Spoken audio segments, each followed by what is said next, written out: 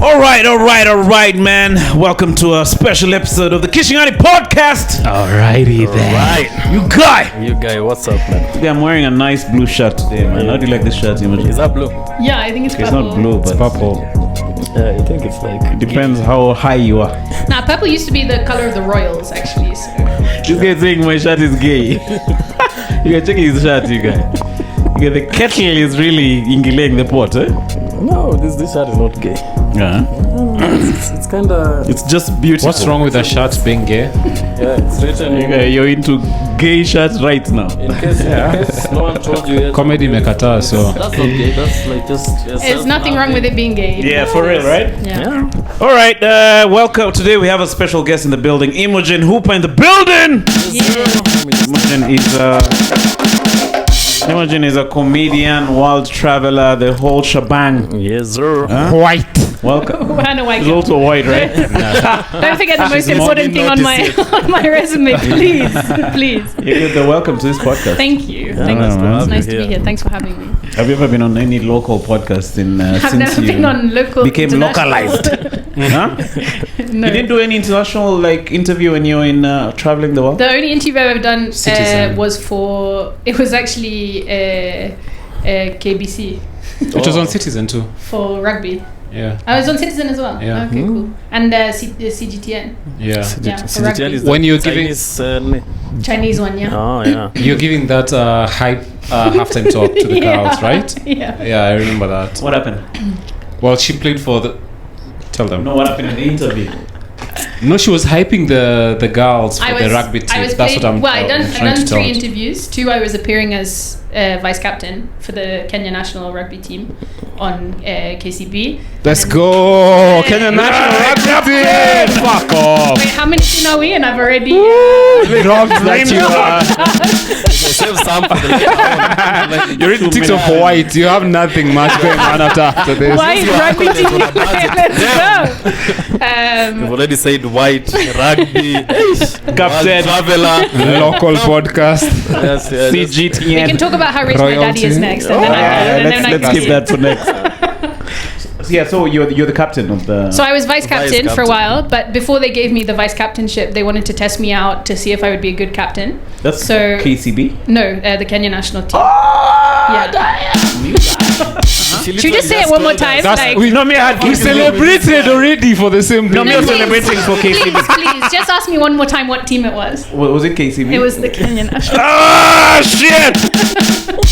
In case you're watching, in case you didn't hear. it's not malfunction. The TV is working. Record scratch. Emmanuel is just forgetting things in real time.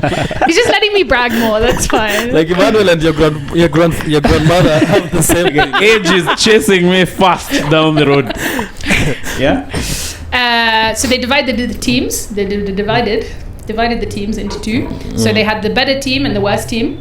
And they got me to captain the weaker team. Okay. Because they were trying out to see who gets a place on the official team roster. list. Yeah. And so I knew we were going to be absolutely destroyed, but I was like, I'm going to captain the shit out of these girls. Oh, for real? So that's why they caught it on the videos. Like, why did you wake up and eat chapati this morning? Like, some stupid shit. And they came in I did some good lines. But they filmed the cringiest line of the whole thing. Why did you fight the colonizer? To win this match. But did you actually win? No, but we scored 1 try. Which no one expected. Opposition did you It play? literally was rigged though, man. It was all the good players against all the weaker players. Until you tried. That is hilarious. It's like you tried. Yeah, so what happened next? Did you get into the main team? Yeah, so then I was picked as vice captain. Oh, okay. So when they're dividing initially the weak team and the stronger team, I'm sure you are in the stronger team, and then they were since you have leadership qualities, they wanted to just go and they want. So I don't know. Who was the captain of the stronger team? That was the official captain. I don't actually remember who it was, but it was the captain of the whole. Janet Ombach. We're just spitting out random names. But what position did you play? Jane Injera. Huh? Are you okay? Another one.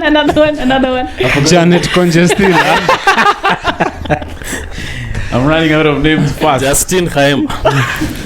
Justin, you guys. That sounds actually like Shiko Wanyama. Yeah. So, Position. Sorry, I just wanted how the far position. did you guys do with the rugby team? So I used to play tight head prop. Tight end prop. Tight head prop. What does Head. a tight Head. What does a tight end prop do? head. You give tight head.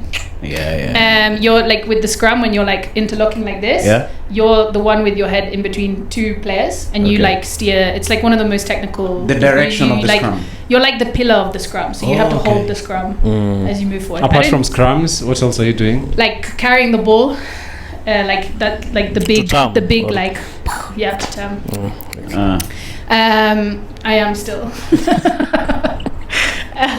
Trying. No, you're like doing all of like the big contact hits. Like you're taking the big, like you carry the ball into the opposition so that as many of them tackle you as possible, so that it creates space For the fast chicks to run through and score.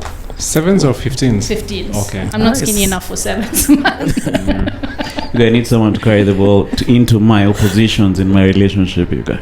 Don't look at me in the eye where you say some random shit like that. You know, there's something about this Yeah, shirt. we have literally a member from the Kenyan national rugby And those are the women's types of team. questions and you're Hey this man, is a like shit. I don't mind carrying the opposition's balls either. That's what's up. That's I what's say, up. So did the team do any like big?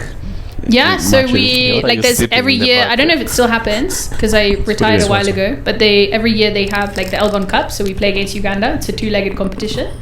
One in Nairobi, one in Kampala. Okay. And so we won those. And then Nice, congrats. we went for And then we went for World Cup qualifiers in South Africa. Oh, nice. Yeah, and we came second.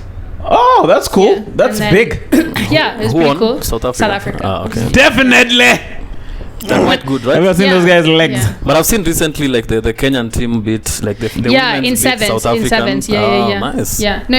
Oh, the women's beat South Africa sevens. Yeah. Yeah. Oh, that's good. Have I said women's? Yeah. Okay, I'm You sorry. have to say it again. No, it was actually women's team actually. No, that's really big. Yeah. How's the trip to South Africa? Was it like typical government-sponsored trip where there's no? no, food? her dad paid for the whole trip. Yeah. Well, aren't you paying attention?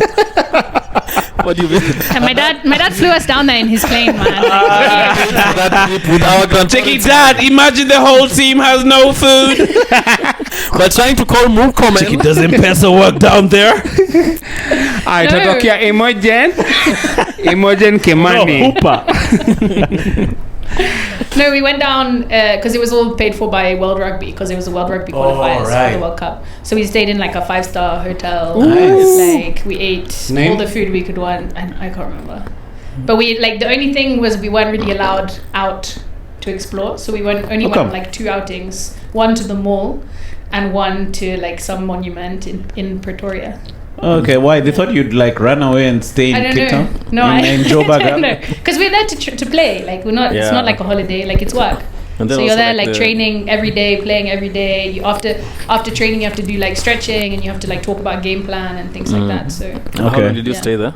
10 days. 10 days. Yeah. Because you were there till the final. Yeah. Well, it wasn't really a final. It was like everyone plays everyone, and then the Oh, winner. It was like a league, yeah, basically. Yeah, like a round robin. Yeah. So did you, after the last game, you have to leave like the next day immediately? Yeah, pretty much. Yeah. I mean, so we went. The funniest thing that happened was like, so a lot of the girls, like, it was their first time out of Kenya, and we went to the hotel, and it was like this super nice hotel, and they had all of this food, like banquet from like all over the What world. is it, Pretoria Hotel? Yeah. Okay. And like, you know, rugby players like to eat. I don't know what it's called. I'm just gonna say yeah from now. Pretoria. Pretoria International Hotel. And rugby players like to eat, right? So Yeah. we're all like piling our plates full because we all want to try like all of the food that's in the buffet. And on the third day, the coaches had to like tell us off because girls were like making themselves sick because we're all like trying to try as much food as possible. So we're all like not able to play because we're all like so full. Alright, speaking before the Yeah. match starts. What is one weird food combination you saw one of the girls? Nah, like and everything. Like everything just on every one cuisine, plate. Going with every cuisine. But then like after a while, the chicks started to be like, nah, like where's the ugali, man? Like we can't, Oh, yeah, we yeah. can't live We're without the eating this. ugali. But they Yeah. have in South Africa, they have ugali. They call it pap, right? Yeah, but it's soft. Oh, It's okay, softer. okay. Like it's like mashed potatoes. It's not like ugali. Like especially like when you're training, when you're playing, like you want to be eating something you're used to, and like ugali fills you up, like it gives you that energy. Satiates. I did this Kikuyu chick who makes soft ugali. So even me, I was like, yo, man, I cannot continue this relationship. When hey, soft ugali, soft boyfriend. So you left her pup. no, that was just yeah, that's a good one. Okay, it's horrible, but it's horrible in a good way, right? Pap smear. You can now that's That's how disgusting. we know the bar is. If that makes it as a joke, this podcast. No, but that's really cool. So, you have Kenyan citizenship? I don't. Do you want to? She has a joke about getting Kenyan citizenship. Do I want to get Kenyan citizenship? I would like to get Kenyan. You have a bit about it, right? Yeah, I have a few bits. Tell us about like is it hard? I've had a few bits of It's so Kenyan hard, citizenship man. Like inside it's so hard. Like even if you marry a Kenyan, It's so hard. Like you're still the same as an expat or an immigrant because you don't get residence. You don't get residence. Like you get residency, but you don't get a work permit, so you can't work. What? And that's only if you're the wife married to the husband. This is what I've been told. If you're the husband who's a foreigner marrying a Kenyan wife, it doesn't entitle you to live here even. You still have to have a work permit to be able to live here. Damn, that's weird. I didn't Who think told you you? needed a work permit to This cook. Were you told by a legit individual? well, by someone who's going through it, yeah. Oh, okay. Or someone who knows someone who's going through it. So it might not be right. If anyone knows that it's Yeah, maybe we should like, tell find out. me. Maybe it's just some nigga. Check it out. In regard to citizenship, even if you marry, you can't work. But I if know you're a someone- woman, marrying her. But I know somebody who I can talk to nicely. He just needs a little something, eh? No, that's horrible. Yeah. How long have you been in Kenya for? I was born here. Nice. You don't get citizenship when you're born here? No, you have to be. No, hold up. You do get natural No. citizenship. You inherit citizenship from your father. So your father, you can be even born here? anywhere in the No, world, and your father has to be come Kenyan when you're born, and that makes you Kenyan.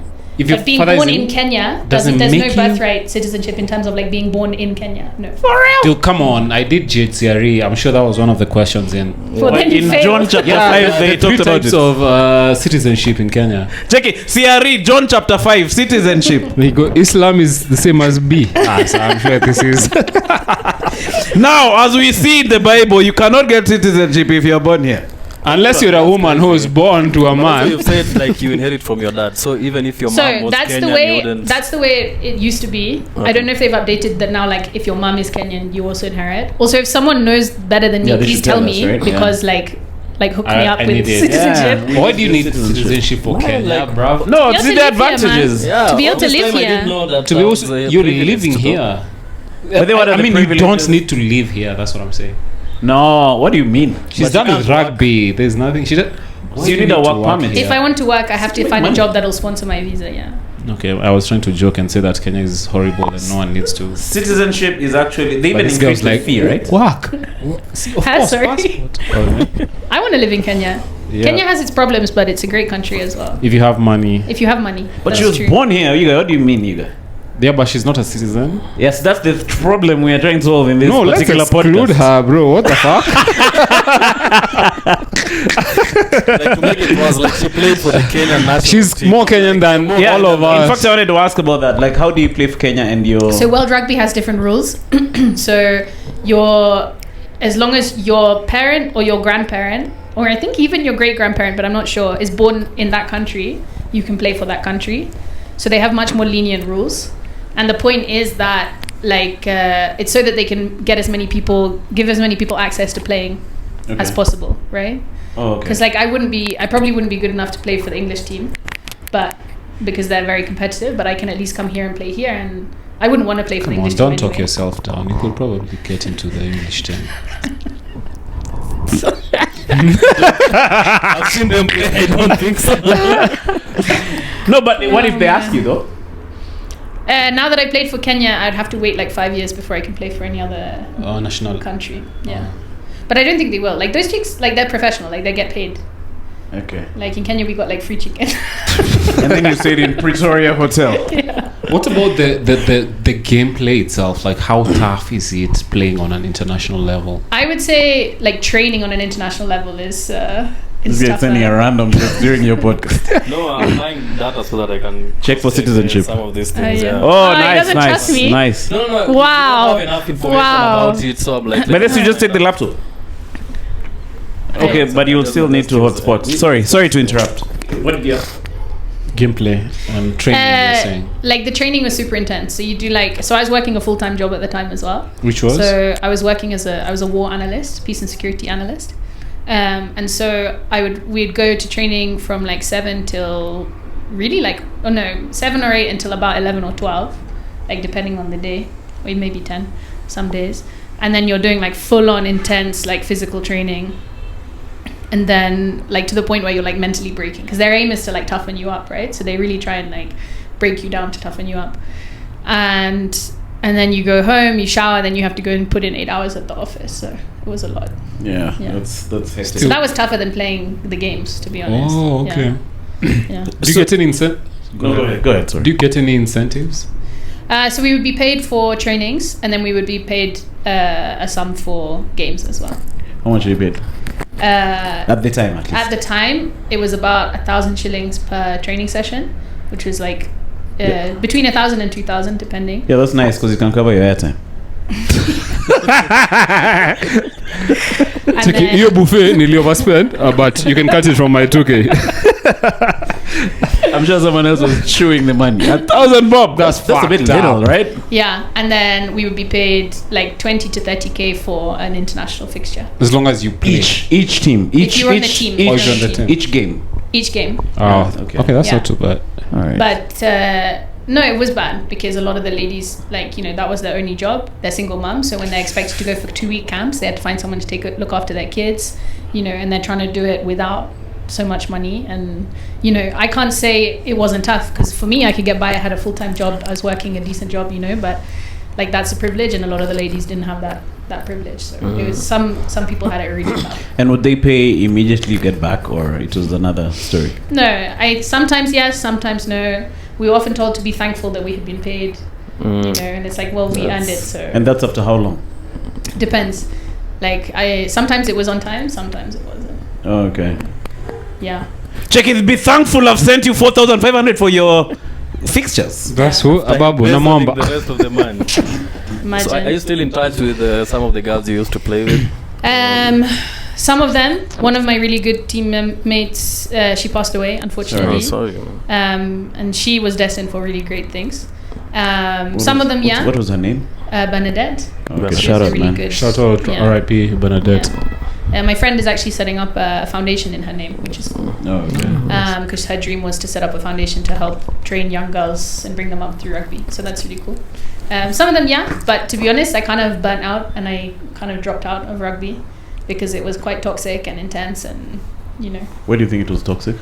Well, not being paid, highly competitive environment, a lot of the girls being played off against each other, very unstable kind of working conditions and things like that. Oh, okay. What about your connection to the male rugby players?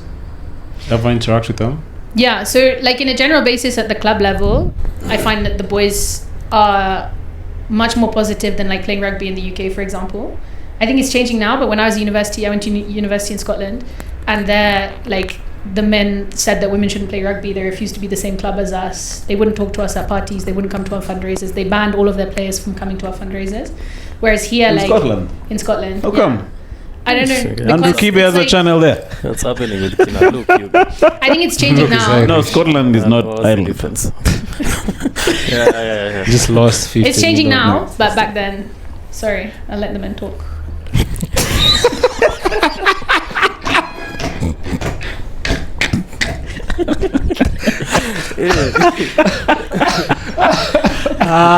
Go ahead. Yeah, that is funny. Can I talk, George? Yeah, sure. Yeah. I do. I Okay. think women should Thank play you. rugby.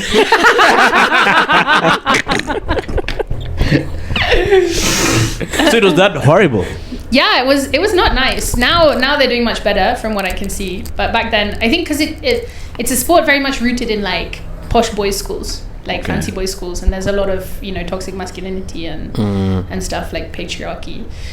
But in Kenya, it's a lot more positive. Like, it's not like people are not that surprised to hear like the girls play rugby, and a lot of the boys help out. But it's still not like perfect. Like the guys will always get priority. The guys on the national team were always put up in better hotels. They had better sponsors. They had better access to resources. Even the food they got fed was different. So they got nicer food than us. And then at the club level, like often if there's a tournament, the girls will have to play on the Friday and the boys will play on Saturday and Sunday. I think that's changed now, but back when I was playing. And then we would also be like sent off to like other pitches where no one was spectating to go and play while the boys played on the main pitch and stuff like that. And then they also ate the hard ugali. And they had the hard ugali. And you guys had pub. They had the soft one. Jackie, we can't eat this soft ugali, please.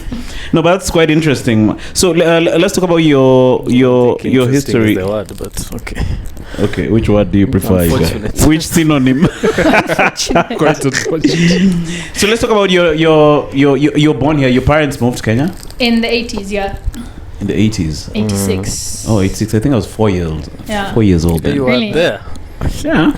You weren't there in the 80s? No. Karibu baba na mama imaja hukunika. Freaking. Actually, I'm pretty sure they came out to adopt Emmanuel, but Man, missed out by a whisker. So I think they were lucky not to. Great choice. right now be playing rugby in the freaking UK. Hot position, ball boy. Check it out, he's our son. What a boy. So tell us about them. They moved here for work. yeah. I've just for the record, I think I've met your parents once at I a think comedy so. show. Yeah, Yeah, they're fun. My dad loved it. Yeah, He came back going, oh, yeah, they all call me Imogen's dad. Yeah, I want to come back and be Imogen's dad. No, he seemed like a fun. They looked like they were fun. They are. And then his brother was can also be there, fun. right? No, there's just Your another mom? white person. Oh, so it was all enough. No, but there's something I remember I was doing crowd work there. Like this is my. Man, white, not all white people look. Not all white Fuck people that are related, shit. man. Actually, technically they are. And then he played into that stuff. Imogen's dad's friend. So he came here for. So the romanticized story is that my parents were living in a really boring suburb of London, and they went to see Karen. this founder of movie Karen. Out of Africa, Oh yeah. which is literally about Karen Blixen. That was correct, you guy. And my mum came out, she was like, oh, it's really beautiful, that country. And then by chance they met a friend of theirs who'd just come back from visiting Kenya, and she was like, it's just as beautiful. Who? I don't know. Jomo Kenyatta. We are still caught up on the visiting party. And so they were like, okay, let's go. And then my mum by chance like found an advert for a job in Kenya in the newspaper, because in those days obviously like how do you find a job in another country? Yeah, that's the way And it used to happen. then my dad's boss was in charge of like staffing the office in Nairobi by coincidence as well. So everything like fell into place, and then they came out for just 2 years. They'd never been like, my dad had traveled, my mum had never been out of Europe, I think. And like they were they took some precautions, like they didn't bring out their wedding rings, they put them in like a safe. Okay. Pretty great choice. I'm like, yeah. Yeah, well advised. Makes sense. In the 80s. When you guys used to sell wedding rings during the 80s. I think I was too young to know. No, you should ask how much the wedding ring was. Mount Ma was done by then. Yeah? But yeah, so then they came out for 2 years and they stayed ever since. They lived in Ethiopia and Uganda a bit, Okay. but then now they settled in Kenya since I So was are they like like 3. shopping for like a place to stay permanently? They already shopped. How long have they lived here? So since? So they 80? moved out in 1986. Oh, They lived here okay. for a bit. Then in like 91, 92, they moved to Ethiopia for work. Mhm. And then they moved to Uganda for like 2 more years, or like 3 or 4 years. And then when I was 3, we lived in our car and we drove down to like South Africa and back on like 8-month safari, like pure white people shit. And then that's polite. That's interesting. Even me, my dad and I, That's what you were chasing. we lived in a car for a while, you guys. That's not the same. That's not the same thing we're talking about. But I think when they do it, it's like, exploring, and when you do it, you guys are poor. Ase ona nyumba bro. Bana, unaje kwa gari? Ase utoka kwa gari bro. Yes guys mekaa cheki Emmanuel dogo. It's the same thing because when I live in Rongai, Darren actually has to take Anduthi for like 300 bob. So you know where Darren lives? Yeah, of course. Darren doesn't live in Rongai. Darren He does not live in doesn't live in Rongai. Kenya. Like, so whenever he goes on stage and he's like, I live in Rongai, like the audience are like, Rongai. he's getting in touch with his nature and Nini explorer. When I say I come from Rongai, they're like, this nigga bro. Hey, bro, This is traffic yote bro. I'm like, it's very confusing. But so that's, where did you guys go when you were in the car? And what do they do by the way? Both of your parents? My dad used to work as a management consultant. He worked in development, and my mum is a teacher. nice. Okay. Yeah, What does she teach? she used to teach. She specialized in teaching kids with learning difficulties, like George. Okay. Yeah, that's good. Shout out to Imogen's But mom. lately, even Emmanuel, I think. Dementia. Let's bloom up. That's the last episode. We were trying to do some maths with Emmanuel. So basically, Why you bring up last episode stories? the math was very simple. Nimeona ma comments. Guys are We punk. are at 4,600 subscribers, right? So how many? 400. It's okay, Manuel. Not all of us can be smart, you know. Especially in mathematics. Some of us can own podcasts. So are you done? Nah, I have a few more. Continue. So where are you guys headed? You went to South Africa. So we went How was from- that experience? Yeah, it was cool. So my parents had like a tent on the roof, and then me and my sister slept in the back, and we had like a roof hatch, so we slept under the stars. So it was really cool. Nice. And so like you could just pull over anywhere and sleep in the car. But she does the same, but they call him homeless. No, I see the stars. Bro, that's the constellation. Bro, hauna kwenu. Hauna wazazi, bro. We can just pull off anyway. No, I pull up in a parking lot and that's my home for the day. So you are going into your house. No, you're gonna sleep on. No, it has a hatch that that is opens crazy. up and you see. So did you enjoy it in retrospect? At the time, did you enjoy it? Like, I mean, yeah, like I was 3, so I don't remember that much. Yeah, that's My fine. best memory is like eating tomatoes and salad cream. And pop. Okay. Your sister is older or younger? But she's 2 years older. Yeah, nice. but I think it's Shout out to really. your sister. Where's she Shout out at? to she lives in Cambridge. Oh, okay. Cambridge. Yeah, she's like regressed to like pure white. Oh, okay. Yeah. She devolved. Yeah, she devolved. When did she go back to? She went for uni and then she stayed. Oh, okay. She was Yeah. like, "Fuck that shit." She's like, fuck the hard life. Like, I want soft life shit, man. Like, What are you doing there? Honestly, Out here eating hard ugats. have they even given you citizenship? No, but see my mom, if you get married to the man. And incidentally, my dad was in charge of staffing. That's crazy, man. Amy, do you hate white people in Kenya? Like generally. in general. Darren hates every other white He person. hates me, man.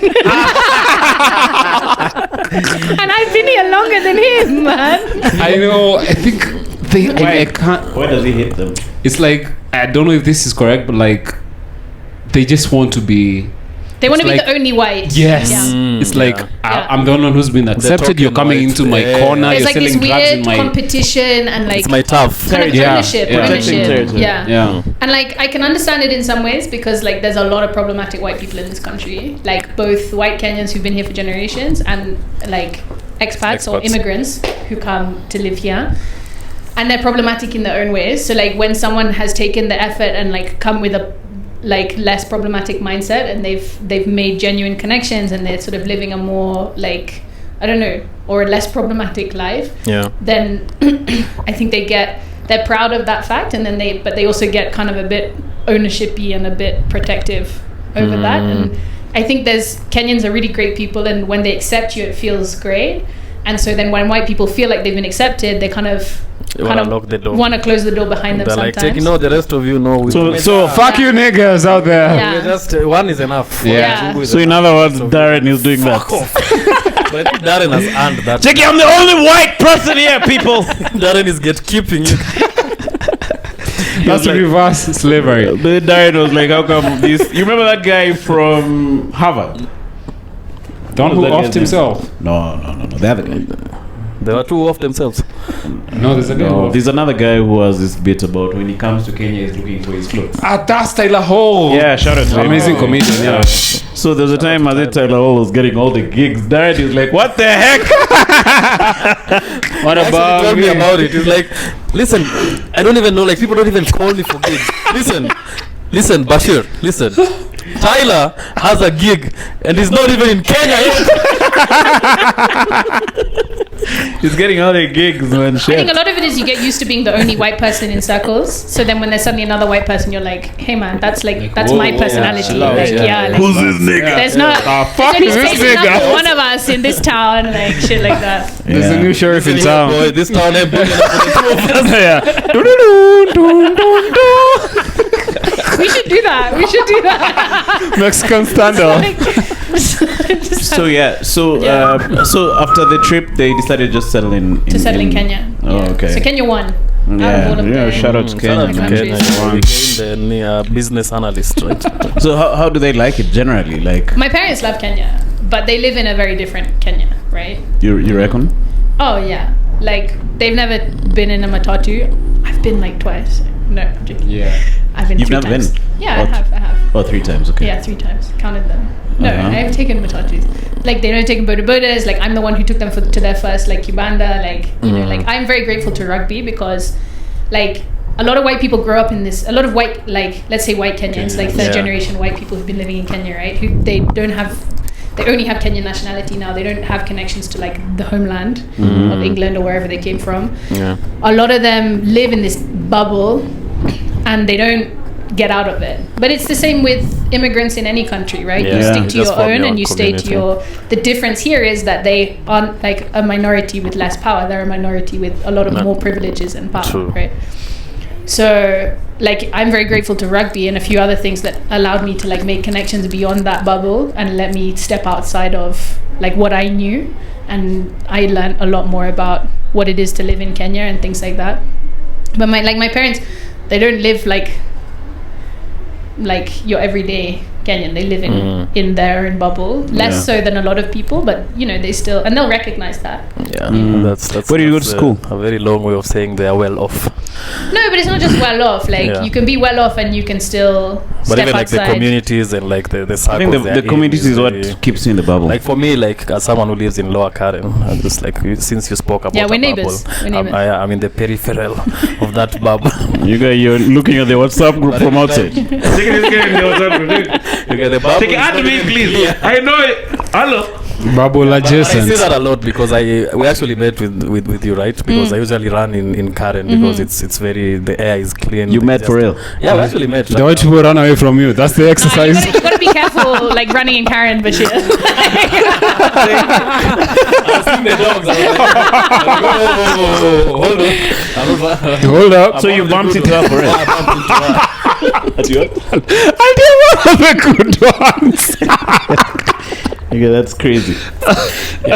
And whenever I run there, So how do you get? like Do you run from like Magadi, then you go up? Because I live in Masai. From Masai Lodge to like where we met is like probably Lions right away. less than a kilometer. So is that Karangata area you turn left? Yeah, you just turn after that petrol station, is it? Yeah. Also, you told the Wuchi you're just running Kidogo. White people petrol station.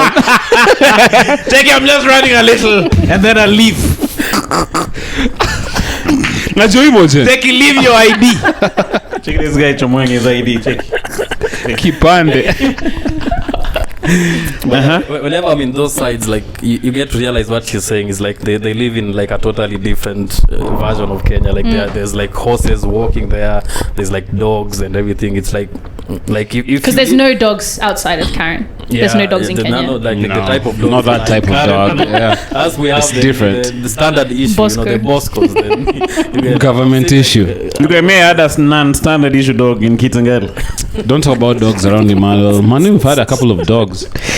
Which You have died. dogs? Yeah. What breed? 2 of them are rescues. and one is Doberman. Translation: they're Shenzis. Bro, white people asked the breed. She had to tell Are me they where she Shenzis? got them. No, but see, here's the thing. Are they Shenzis? I call them Shenzis, and my Kenyan friend, like my black Kenyan friends, laugh at me because they're Kenyan like, Shenzi shepherds. just means stupid. Like, why are you saying Shenzi? They And I don't got know like about- made fun of, and now you're saying Shenzi. Who the So I heck don't is your know white Kenyan? Who's your Kenyan friend? Is it a Shenzi dog? Like for it's a Yeah, it's dog? Shenzis. Yeah. We have two Shenzis, Oh, okay. and then one. issue. I think you need some new Kenyan friends. Jackie, yes, it is. What's a Shenzi dog? Shenzi is just like a mongrel, like You know, like the dogs out there in Street Mada. Kenyan shepherd. Kenyan. That's what you're calling a You're Shenzi. supposed to go to CBD and breed. Mutina. You're gonna eat a Yes. Shenzi dog.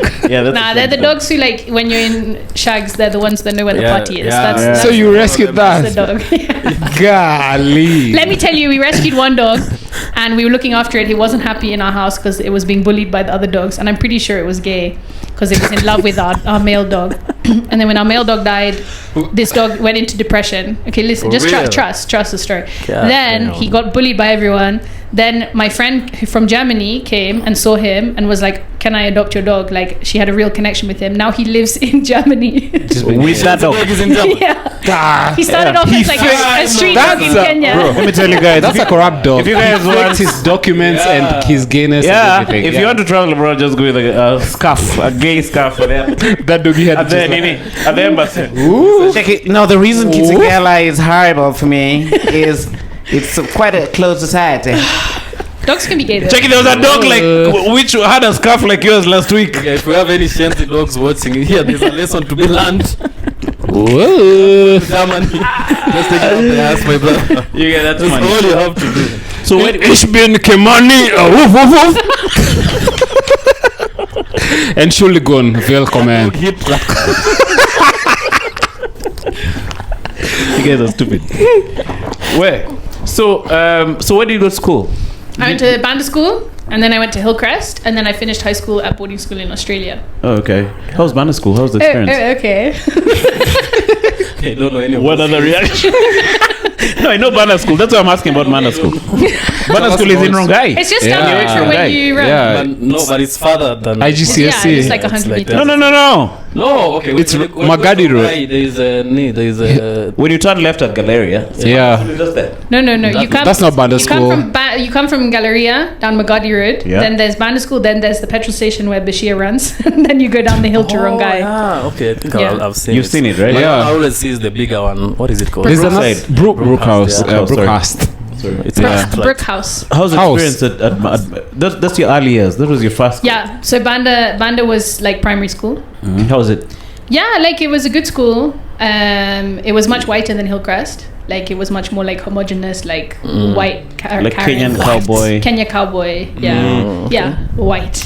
Okay. Is you and your just your sister? You and your sister? Just me and my sister. She's yeah. also in the same school. So yeah, and my mom okay. used to teach. My mom taught at every school I ever went to, except when I went to boarding school, which is kind of why I went to boarding school. Was Banda school a boarding school? I've taught you enough. No, I went to boarding school in Australia. Okay. What So- city in Australia? And in Adelaide, it's like the Okay. butthole of Australia. So Banda Australia school. is shaped like that, Yeah. and it's Okay. Down It's under. weird because like Australia is like the down under. down The under butthole of and the- inside. Like you're in the asshole of the asshole. Asshole. That's what it felt like. Was it hot? So how the other Kids. kids? Emmanuel's dick. Mano story yako ya Where banda. Banda? Me, I want to ask about Banda. Banda, so yeah. Go ahead. You guys are interrupting my question with that asshole story. Are you done with the asshole story? I'm not that female. No. So how the other kids like? The question is, are you done with the asshole story, Emmanuel? No, okay, me I'm done. Will you ever be Will you done? ever? But wait. So how the other kids like in Banda? Did you enjoy it? Yeah, I enjoyed it. Like there were some politicians' kids in Hillcrest and in Banda school. There were some just like generic white KCs. Like I don't know, Did you have these some rich kids who Indians. fly in from? So I had one kid who used to come to school in a helicopter, Damn. Yeah. but his dad flew helicopters. Like it wasn't like Oh, It wasn't like- on the needs. yeah, it wasn't like that was like their way of getting around. I don't know. That's like wearing a suit if you work at the laundromat and just show up with a fucking... Yeah, basically. Yeah, it's like if your dad like drops you off in a matatu every day, but like he actually has money. That the matatu is ours. You know, it's. Is that what happened to you? No. Okay. My dad didn't even have a matatu. It was way worse. Wheelbarrow. Kibanda school. This is what Bashir went to. Kibanda school Eldoret. No, it was good. My friend had a boda. And it's not like he was rich. It's just that he had a boda, which is to drop him. He wasn't rich. So So why did you? What happened is when you moved to Hillcrest? Like what? So many W's in one sentence. When? No, What? I did those things. Well. Okay, but this question is a high-end question. You guys have never watched Larry King? He used to stammer a little. Yeah. Lion King. Tell us about Monica Lewinsky. Wait, is Larry King alive? Is he still? I thought you said Lion No, he's King. now doing his career in the post. He died, for real? Yeah. He was old, man. Stammer. He was born in the 80s. Yeah, I remember, but I don't remember his death. So what? Okay, I think W is my problem, you guys. You guys, do you want to ask the question for me? So why did you move to Hillcrest? What happened? I grew up Okay. because Hillcrest is a secondary school. I didn't even know that. Honestly. But then me, I didn't know too, you guys. Stammering his brain trying to. Take my brain. It is not it is a high school. Don't ask that question, eh? You had those. Take me. No, I have to ask. Like your brain was trying to stop you. Yeah. Come on, man, don't ask it. That was a dope answer. I grew up. That was crazy. I mean, That's a part I'll edit. Sorry, So, that's okay, rude. let me- That's let me- rude. So Hillcrest is a high school. Hillcrest has primary school, to be fair, but You see? I graduated primary school, then I went to Hillcrest. My mum moved at the same time as me, so I was always had my mum at school, and my sister was there already. And then I spent 3 years there, and then I went to boarding school for 2 years in Australia.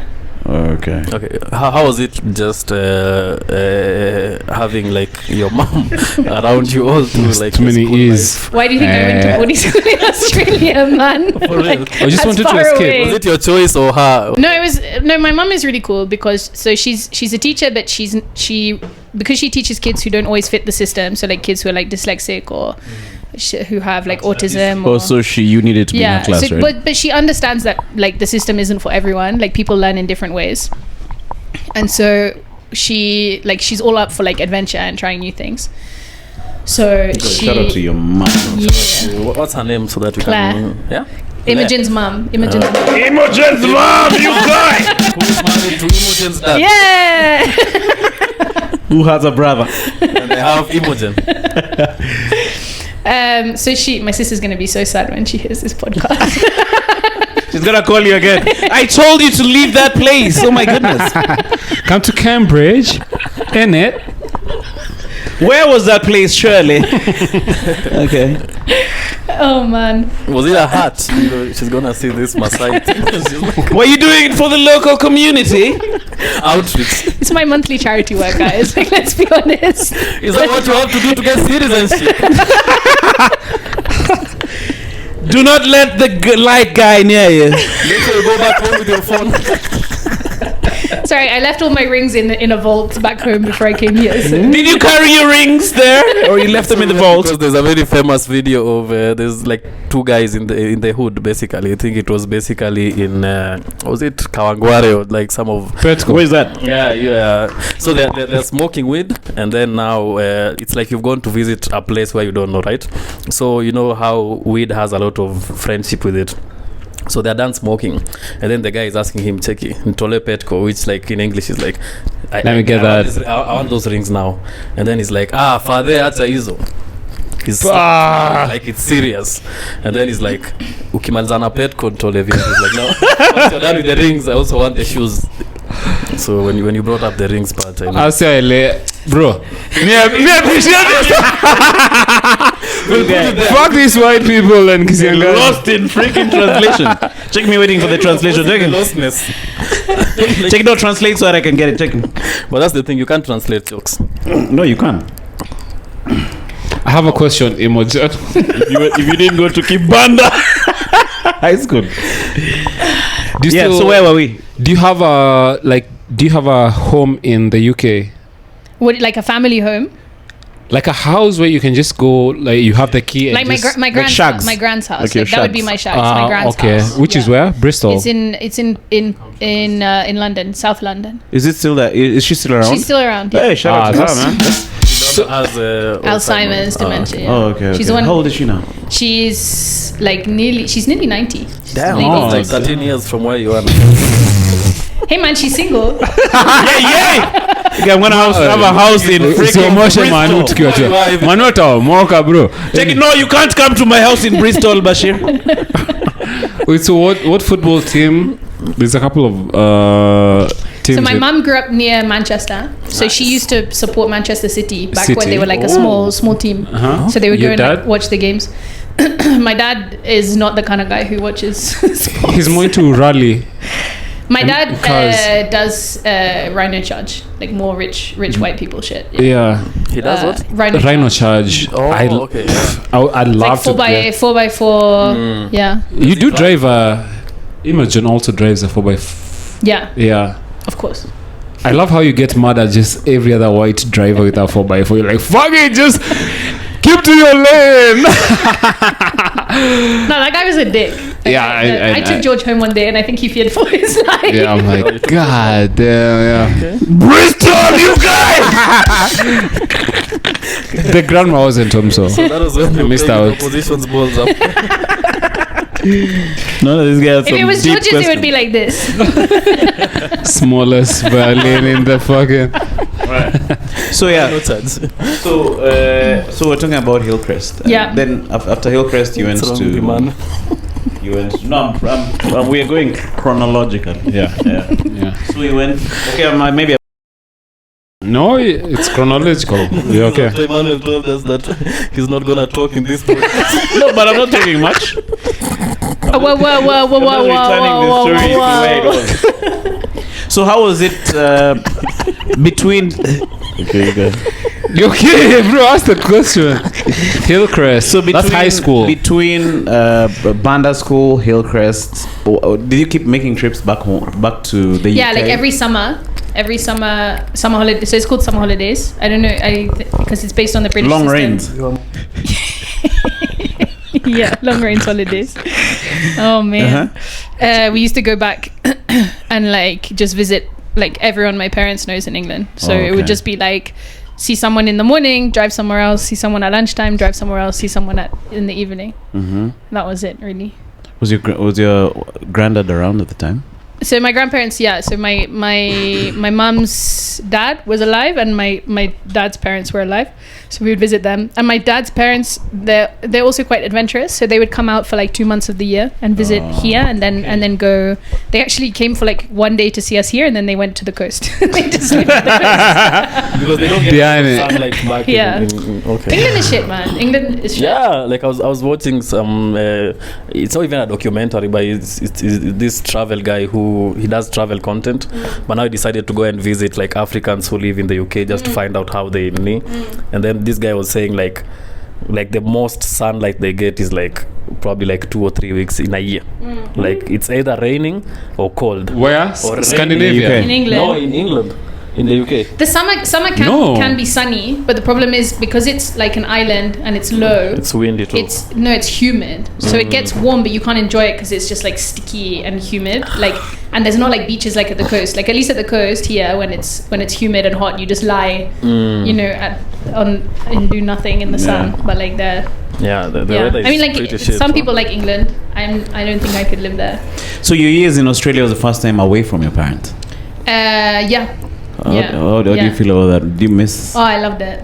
I love the independence. Like Australia is a very like teenage friendly country in the sense that like you can take public transport and like obviously you can do that in Kenya, but when you grow up in Karen as like a white kid, your parents take you everywhere, and that's great. That's a privilege, but it also means you can't live your own life. You can't Independent. I relate completely with that. Your parents never used to relate to you out of Rongai. Yeah, from keep Karen, Banda Kibanda. Just Take it, don't take that Ganya, Bashir. Have you gotten to town, Bashir, in the Ganya? So you're saying you enjoyed. Did you ever go into the outback? So I worked on a sheep farm for a holiday because we had a friend who had a sheep farm, like one of these huge, like, in Australia they have these massive farms, like 500 acre, 5,000 acre, whatever, farms with. So it's like far in the outback, and then because I was in boarding, a lot of the kids also lived in the outback because they didn't live in the city. That's why they're boarding. Yeah. Okay. So they're living away from home. So they're sent away from home. So I ended up. How old are you then? I was 16, and so I came back with like a thick Australian accent. Oh, well. Yeah, like Can more. you pull it off? Huh? Can you pull it off now? I don't know. I just remember that like we went on holiday the first year after I went to boarding school. We went on holiday with my parents back to England to see all of the relatives again, and. So they're like, this is our daughter Abigail, and my sister was like, oh, hi. And they're like, this is our daughter Imogen. And I was like, g'day, mate. How's it going? G'day, mate. How's it going, everybody? Are you sure this is yours? Literally. Very strange. So shrimp on the barbie. They have this large. So a sheep farm would mean like many. That's like coming to Kenya and being like Hakuna Matata. Yeah. Jumbo. Shrimp on the barbie. Nani's Ribia's best joke. Ribia lives from Tropical Thunder. Ribia really loves that Jumbo. So Jumbo. Question about Australia, because I used to watch a show called like Crocodile Dundee. No. Crocodile Dundee. 100 most deadliest animals. Yeah. And then out of the 100, like George number 99 of them are from like Australia. Like is it true like Australia has like the thing is like they have dangerous animals, but you don't come into contact with them that often. Even on the sheep farm. Like maybe on the sheep farm more. I saw like the dangerous snakes and stuff there, but like you saw the dangerous snakes there. Yeah, but like like an inland taipan, that's the most poisonous snake in the world.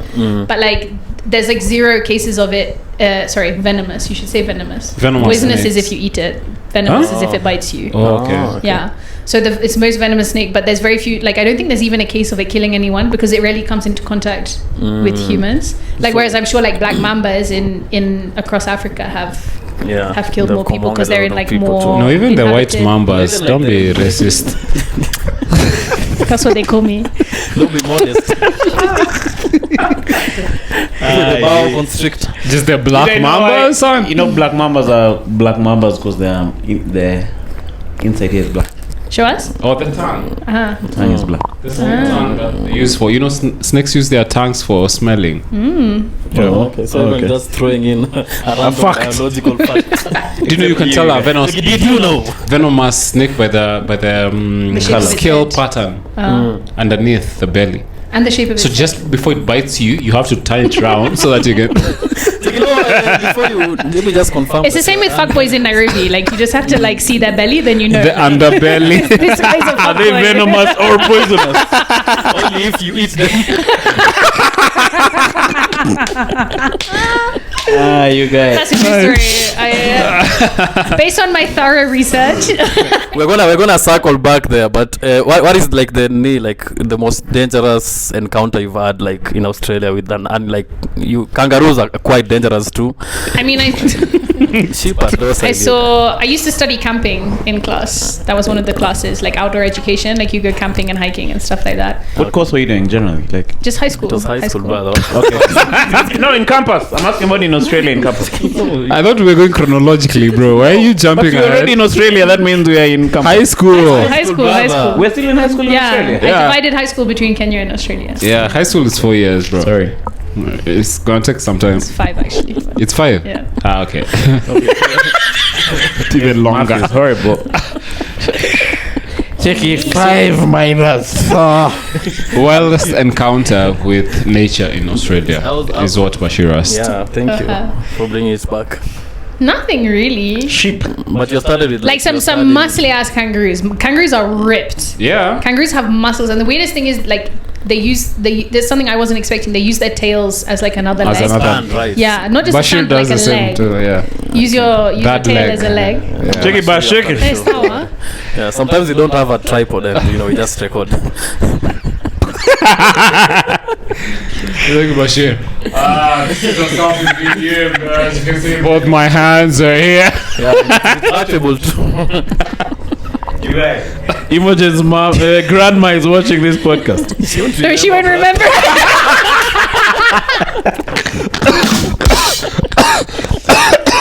You guys are crazy. Me and Imogen are connected. We're on the same frequency. Wavelength. So were you getting paid to work on the sheep farm? No, she was in high school. When you don't get paid? She can't get paid when she's 16. You don't get paid? No, I was No, I'm just kidding. staying with a family friend, so they were hosting me. So I was helping out. So what's the work on a sheep farm? Like rescuing baby lambs that have been like abandoned, killing the sheep, vaccinating, shearing the sheep, like taking their wool off, things like that. It's really a cool life. Like I think it can be lonely because you're isolated, but it's sorry. Any dogs? Like how many sheep are you talking collies? They have they have what are they called? Border collies. They have their own breed of Australian sheep. Dingo. Australian collie. Dingo. No. What's it what? Dingo. Dingo bit the baby. You know the dingoes, right? Yeah. No, dingoes are like wild animals. No, they have. Check it, I'm breeding dingoes. I'm just taming them. Just down It's under. new area. Dingo bit my baby. They have like a certain breed of sheepdog that they have. Okay. Special, like Australian Shepherd or something. But yeah, sorry, I forgot the question. I was asking how many sheep are we talking about? Oh, I don't know, a lot. 5,000? I have no idea. You didn't count them while you're going to sleep? Oh my God. Wow. Before I thought about that joke and I was like, this is beneath me. I thought about that joke. I was like, no. Let someone beneath me take up the mantle. George? I was disappointed in Emmanuel because he was like, fuck, why are you thinking about Great mind. George tonight, like, dear diary, today I made a great joke. On a podcast with this lady who... You get that one is too high for me, to be honest. That one is beyond my scope. Okay, so let me take the questioning from here. So, are we continuing with the sheep thought? So we're done. Chronologically. Have we left Australia? No, we're still in Australia. So you started high school in Kenya and then finished in Australia. So Kuna living sat. Was it the same system? Like No, it was a different system. It was easier. It was easier. Like they have more topics that they cover, but it was less intense. all right. So I thought we were drinking coffee, man. There's no editing that will ever happen in this podcast. If you ever say something wrong in this, no, I'll just cut it off. I've been hiding my face this whole time. Your sister will give you a very long talk. Like, are you surely drinking that drink with those people? That'll be my gran. So my gran is obsessed with like what she would call like ethnic men. So she's convinced that like anytime I mention like someone who's not white, who's a man in my life, she becomes obsessed that I'm dating them. I think it's maybe she has some weird fantasy that she could have done it in a past life. Jungle fever. So like if I showed her this, me with like 3 Ethnic men. no, 2 and 1. From Bristol. That's my friend. The problem is the man part. Isn't he kind of a female? He looks like an Ecuadorian that I came across. Thank you. Okay. Just 1 dingo and 2 mandingos. I'm not even gonna laugh at that shit. It's finished. Let me bring you guys water. So where were we? We're still in Australia. So did you go to university in Australia? No, I went to university in Scotland. Okay. I wanted to go in Australia, but it was too expensive because it would be international. Whereas in the UK, I could study cheaply because I have a British passport. So you get home status fees. And then I also, at that time, I wanted to join the British Army. Oh, huh? So I wanted to study in the UK. I wanted to study medicine and become a doctor in the British Army. So I applied for medicine, but because my school in Australia never sent my school grades over in time for like university qualification application. What did you study in KU for abroad? Because even we didn't get my transcripts. Don't worry. Don't mind him. You okay, George? That is the bombing section of the podcast. My bad. Checky, bombing section of the podcast. It's bombing. It's okay. Not all of us can be funny all the time. I know. So, my gran will still date you if you want. No, the ethnic fella, the mixed ethnic fella Who's that light boy? He tried. Does Was it still he from Ethiopia? Who's that Eritrean? Oh man. So so what? The army dreams they. Well, I changed your mind? I didn't get in for medicine because they didn't send my grades over, and I don't know if I would have anyway. So I ended up studying psychology, and then later I changed to psychology and international relations, so like politics. Oh, you can mix the two. Yeah. So I did a double degree, and then while I was there at uni, you can join like a cadet, like an army practice kind of thing. And I tried, but they did physical tests, and I was too fat. Damn. What were they testing? Like your physical fitness. Like so I had a rugby. Sorry. Like running a mile in like under 3 minutes. What did you say? What did you say before? Running a mile. Yeah, you remember your ethnic? Running a mile. What's that? Imogen is like, what the fuck? You went like Chicken running around. Running around. Did you have to run around? You guys, that's crazy. This guy really trying to get out of the ethnic man profile. Check, I don't think he was fully ethnic. Who was that? Who was that young man from Southern USA on the podcast? The one who mentioned running around. What the heck is that, you guys? You should stop. That's why Muranga. That is terrible. That you're running a mile. Yes. And then you wanted to continue as if you didn't hear it. Even repeated it. No, we had to go. We had to go to like a medical base, and they tested our blood. They tested everything, and then I remember clearly. After that day, they had like this initiation before the results came back, and they made us do. Tell us about the. So the first you get there, right? To where? For the is it a test? The medical thing. Like you go in and they test they take like blood samples. Okay. They do like a urine test and things like that. It's like if you're joining the army, like to check your health. Yeah. And then you have to tell them if you have any injuries. And at the time, I had a knee injury from rugby. And basically, they told me because of your weight and because of your knee injury, because of the two combined, if it was one or the other, we could accept you. But because of the two, we can't accept you. But before that, I had gone for like initiation ceremony with them, and they made us do like an obstacle course, like jumping over a couch, and we had to dive like under a table. Oh. And I got halfway under, and then my butt like hit the table. Just lifted the table. To go the cameras. Now Imogen is stuck. And I think that's when I knew, like, nah, this life ain't for me. The tables aren't bolted to the. Check, I think the tables are a bit small, Sergeant. I just weren't ready for So this. the army dreams just. Well, I think I kind of also realized that Don't. kind of toxic, the British Army. You know, okay. They've not like.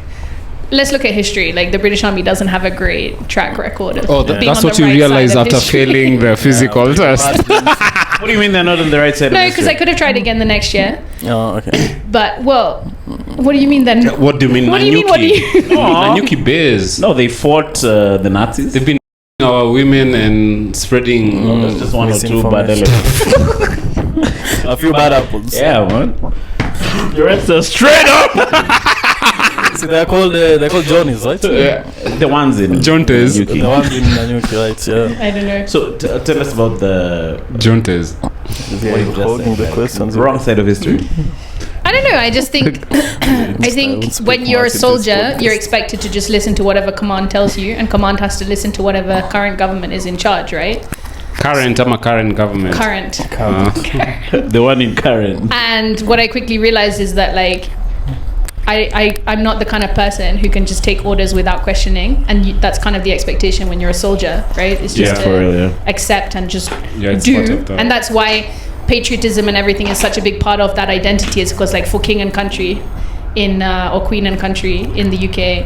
And but that's like how the army works, right? That's like how the army works. But I realized that I'm not built for that. Because I can't just take it without being like, hang on, but like, why are we here? What are we doing? Is this actually? You're not allowed to question. Like you can't be a Gen Z. You can't be a Gen Z, exactly. So instead, I ended up becoming like a peace and security analyst. So like analyzing war and advising politicians on like what would be the least damaging solution. That's still within their interests. You can imagine wanted to question the orders. Yeah. Jackie, attack him! But why? No, let's just sit down and let's talk about this. Why should I attack him, really? Because is he truly Bin Laden? No, but you really felt strongly about it? I think I felt lazy. I think that table affected you. Take him in the middle of the table. Do this. I think it's honestly, if it's not like big butt friendly, like I'm not in. I'm not there. Like that's not my vibe. Do I want my back to be stuck in Afghanistan for sure? Wait, can we transition into like comedy? How did you find out about comedy in Kenya? In Kenya? Yeah, in Kenya. But we're still in Australia. We're about to come back to Kenya. We're in Scotland now. Oh, we're in Scotland then now. Where I went to university in Scotland. So after Scotland, what happens? So I spent basically 4 years in Scotland, not being in the army, not really studying. I didn't really study. I'm not a very like formal education bae. Like I can't I believe study you. Like that. Me too. It does not come as much of a surprise.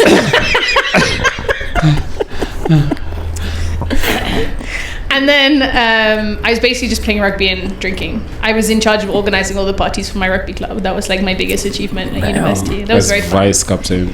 I was. What is one? I was vice captain at uni as well. What is one tip you can give to someone who wants to organize amazing parties? I think pick a good theme. Oh, okay. So we used to do a lot of themed parties. We had like initiation that was like Harry Potter themed. We had my friend had a hen do, so because it's called a hen do, we themed it all around chickens. So it was very funny. What is? But that's obviously not appealing. What did you go as? We all went as eggs, and she was the chicken. And then every time we walked around town, we followed her, going like chicky chicky chicky chicky. I'm here to fertilize the eggs. But it's something that makes me sad. If you ask me like the one thing I would change about Kenya and Kenyan culture, it would be that Kenyans like don't like to embarrass themselves very much. Like they don't like to do fancy dress and like put on like silly outfits and stuff like that. Like everyone wants to leave the house looking nice, and I appreciate that. I get that, but like English people, like one thing I really love about English culture is like silly outfits and silly costumes that they put on. Like it's so fun when you all go out like dressed like crazy characters. Characters or whatever. Yeah. Do you think the older you get, the more you relate with your, would say the English? Like me, the older I get, the more I wonder why I can't speak my native I think you ethnic language, you guy. Yeah. So grandma, I'm the only ethnic man left. I think it's a clear choice. You think? Do you feel the same? No, actually, I think the older I grow, the older I get, the more I realize how little I have in common with English people, especially now that my sister is living in England. So she's becoming more like renaturalized, like she's becoming more English again. And I realize how different we are because of that. Like just the way she thinks very differently from me now. Like she thinks very much like individual, and I think much more in community and things like that. So I always think like academically, I think I'm British because I have a British passport. My parents are from England and stuff like that.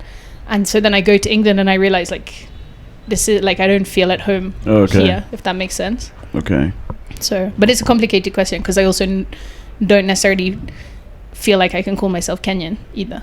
So like it's in fact I was thinking about the connections you made because you're in Banda school and then you went to Hillcrest, then you flew to Australia, then from Australia you went to the UK. Like you have many relationships that are hanging. Yeah, like connections all over. Yes. Yeah. And also you just stayed like for a couple of years and then you move on. Yeah. Is it something you think about? Because my dad locally though he'd move quite a bit. You know, I grew up in Westlands, kidogo we in Nakuru, kidogo in Joro, kidogo we are back in Nairobi. So sometimes I try to reconnect with some of my old friends and they've moved on. Yeah, I think identity is a very difficult question. Like it's a very difficult thing to work out when you're not anchored somewhere, especially when you're born and raised in a country that's not like your home country, if that makes sense. You're brought up in a different culture. George is out. What was I saying? We're talking about identity. Yeah, identity. I think it's a really tough question, you know, like, so I think we'll talk about it, but I recently went to South America and it was a lot easier to know who I am there because I have no claim to it. Like I'm not born there, or my heritage is not from there. There's no controversy about me existing there because the British were not colonial powers there. Like I said, I don't have any claim to belonging there, and I had learned the language and stuff, so I feel like even the work that I had done was appreciated by people who lived there.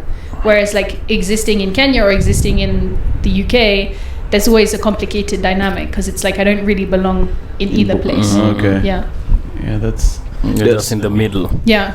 But how do you feel? Is it a bad feeling or it's a mixed feeling, or it depends? I don't think it's a bad feeling. Like I don't think about it too much in my day-to-day, I guess. But it's hard to answer the question when people are like, where are you from? Normally I say I'm British, but I was born and raised in Kenya. And then like people are like, oh, so if you got a Kenyan passport, like would you say you're Kenyan? But I think even that's complicated because like a passport's just something that's, you know, having a passport, having papers that say where you're from, that's only a recent invention by, you know, and also what does it mean to be Kenyan? Kenya has only existed for, you know, 60, 70 years. But also like you not having an identity as such is also an identity, right? Like I think like a lot of people who are in the same shoe as you, citizen of the world. Yeah, like people who are like born in Kenya, but like they don't quite feel Kenyan, but they don't quite connect with their motherland. I think a lot of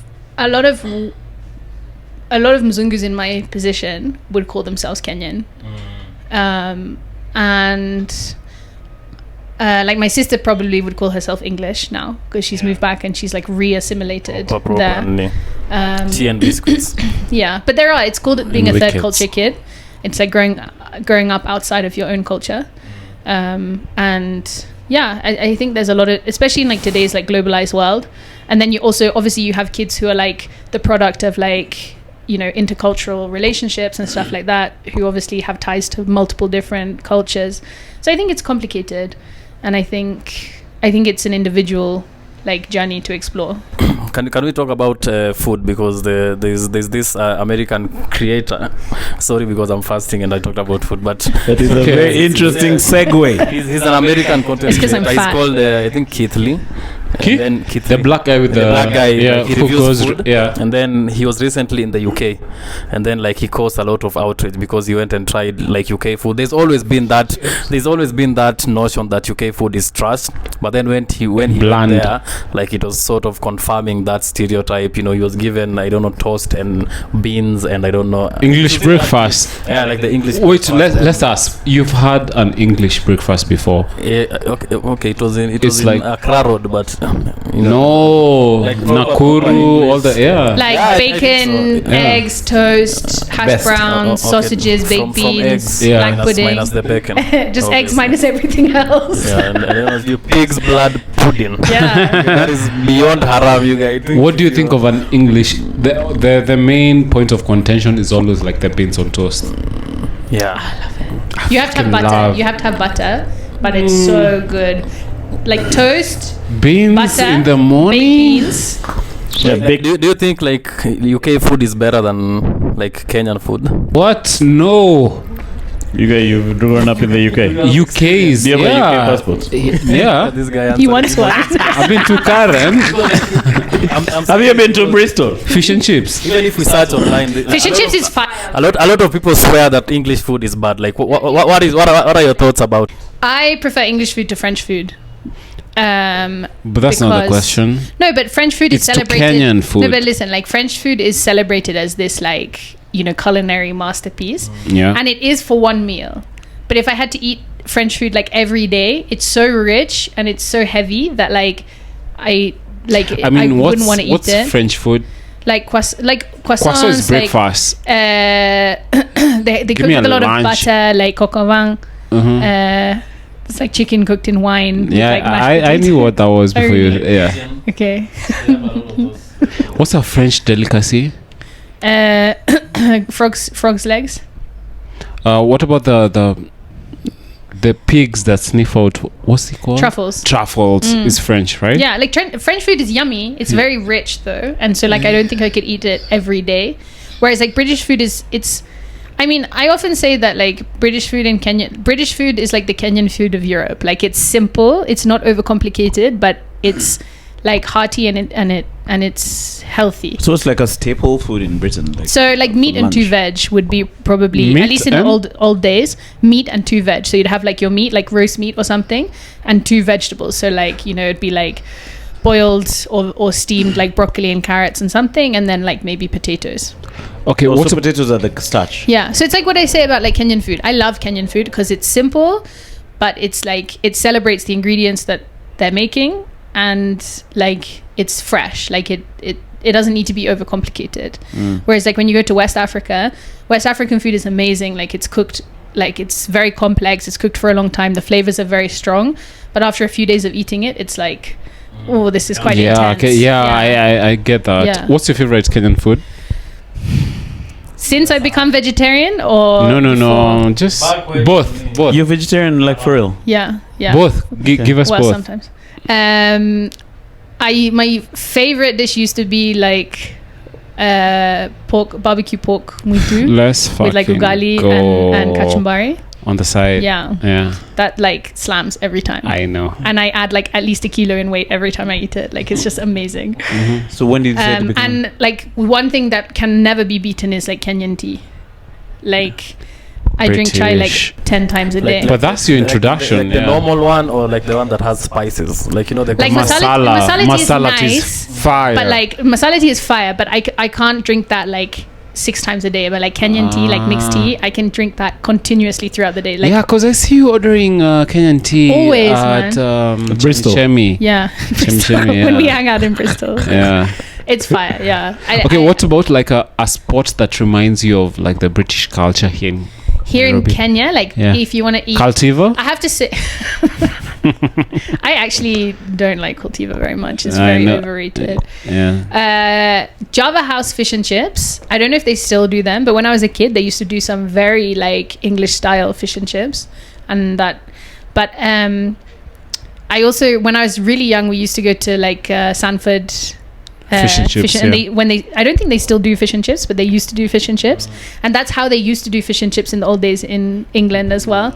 Like they used to wrap it in newspaper, and you'd have like fish and chips or chicken and chips and stuff like that. That was great. Yeah. Let's talk about your world travels. Like, Yeah. although that's post comedy, how do you get into comedy in Nairobi though? So I came back from uni, I got a job, and then I was playing rugby, and then just to keep it chronological, right? Father time. And then essentially I had like a bit of a mental burnout, like because I got a promotion at work, we were trying to qualify for the World Cup, and I just like I couldn't handle all of it anymore, and that's fine. Sometimes things just get too much. And then I was looking, I took a step back from rugby, and I was looking and I had given him my notice. I gave 6 months notice at work because I knew I was leaving, but I didn't need to leave just yet. And then I was looking for just something else to do with my time.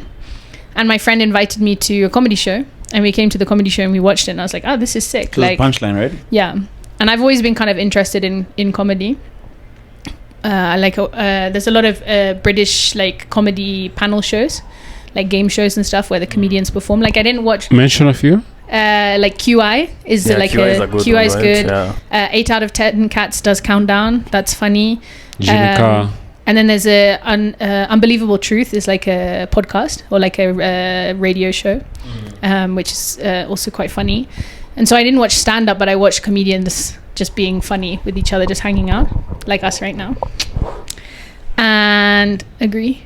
Without Bashir. Shout out to I was the only indigenous man. ethnic. You know, I can't Ethnicity.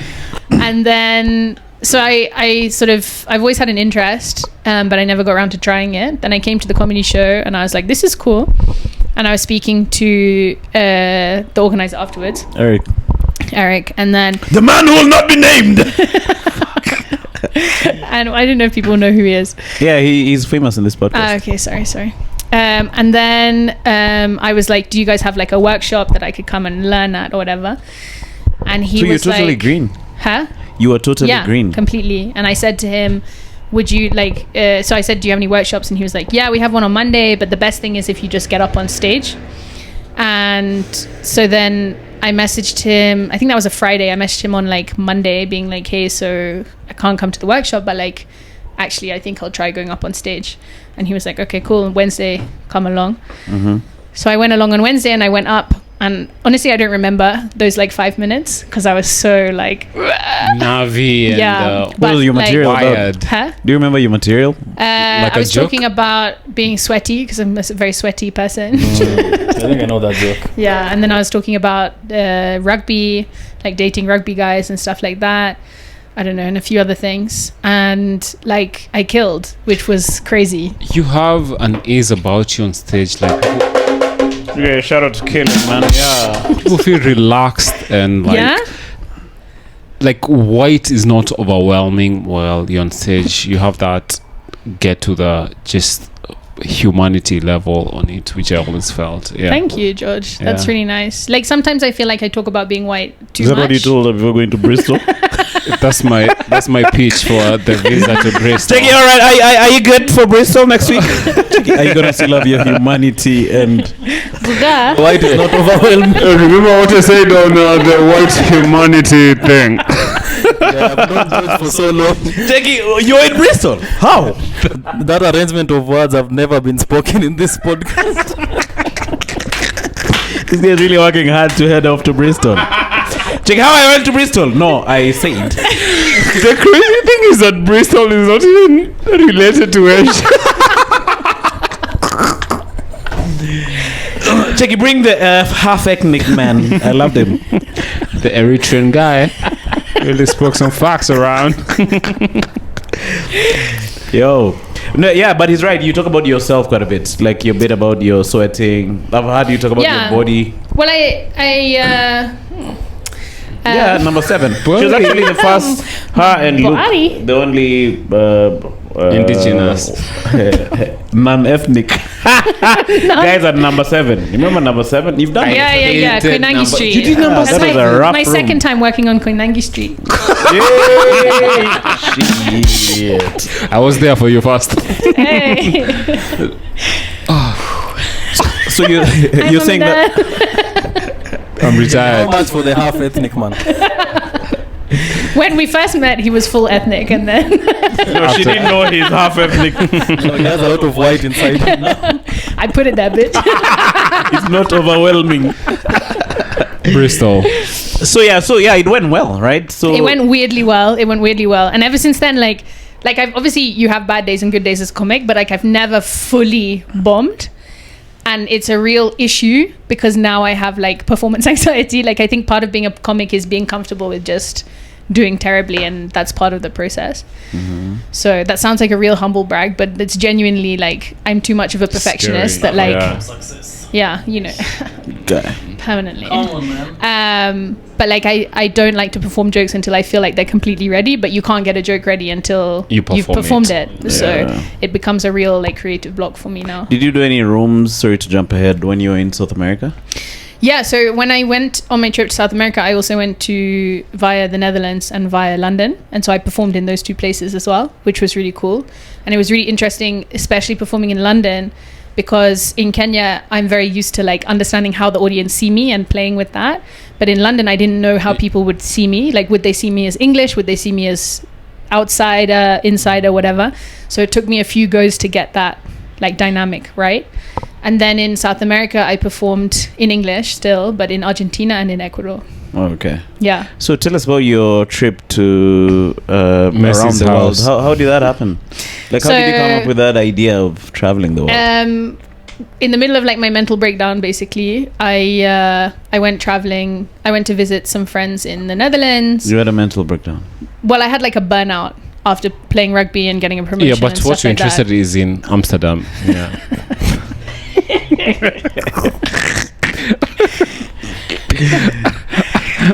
So the mental breakdown continued even after you jumped into comedy?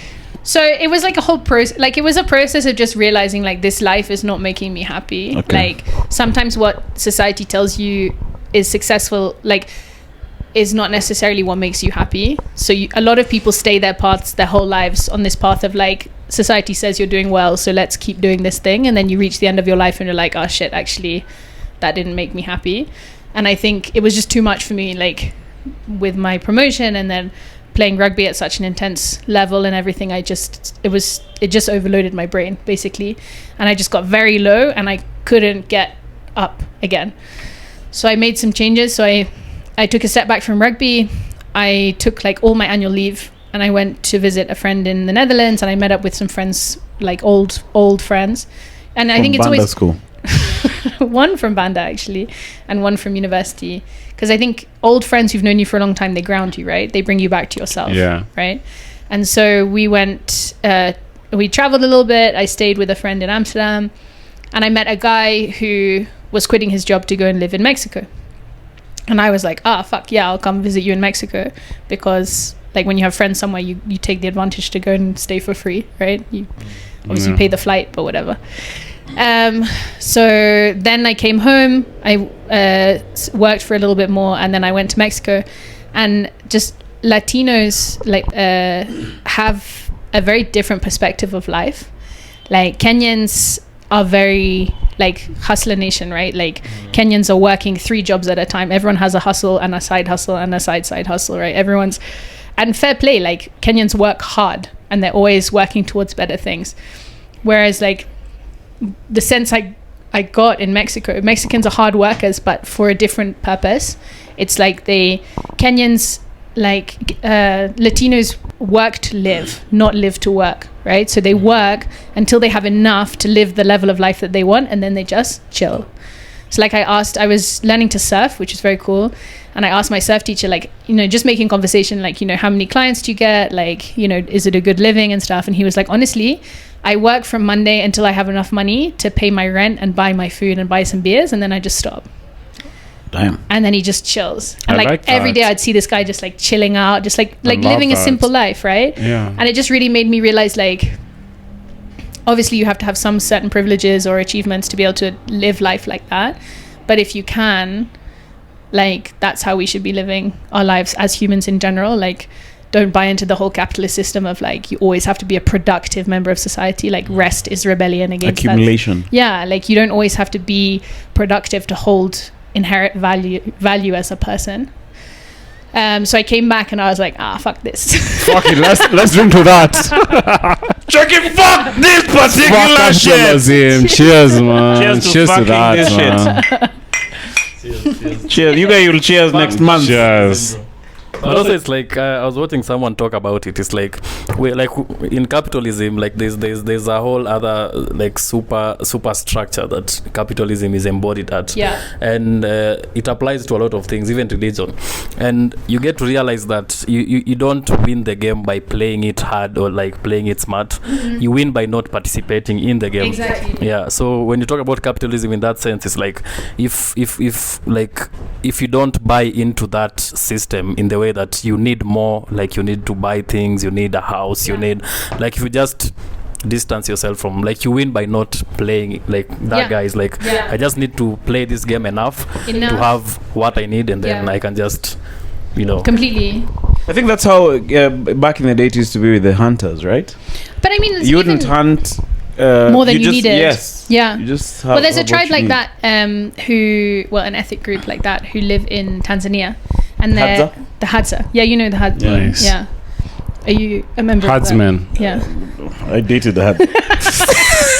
But those guys live the best fucking life out of it. I would put money on the fact that they're the happiest people alive. Like the Hadza, I have a friend who went and visited them and like talked to them, and they wake up, they smoke weed every day. Tanzania. Yeah, but like they're their own protected community. They're like original like Bushmen of the area.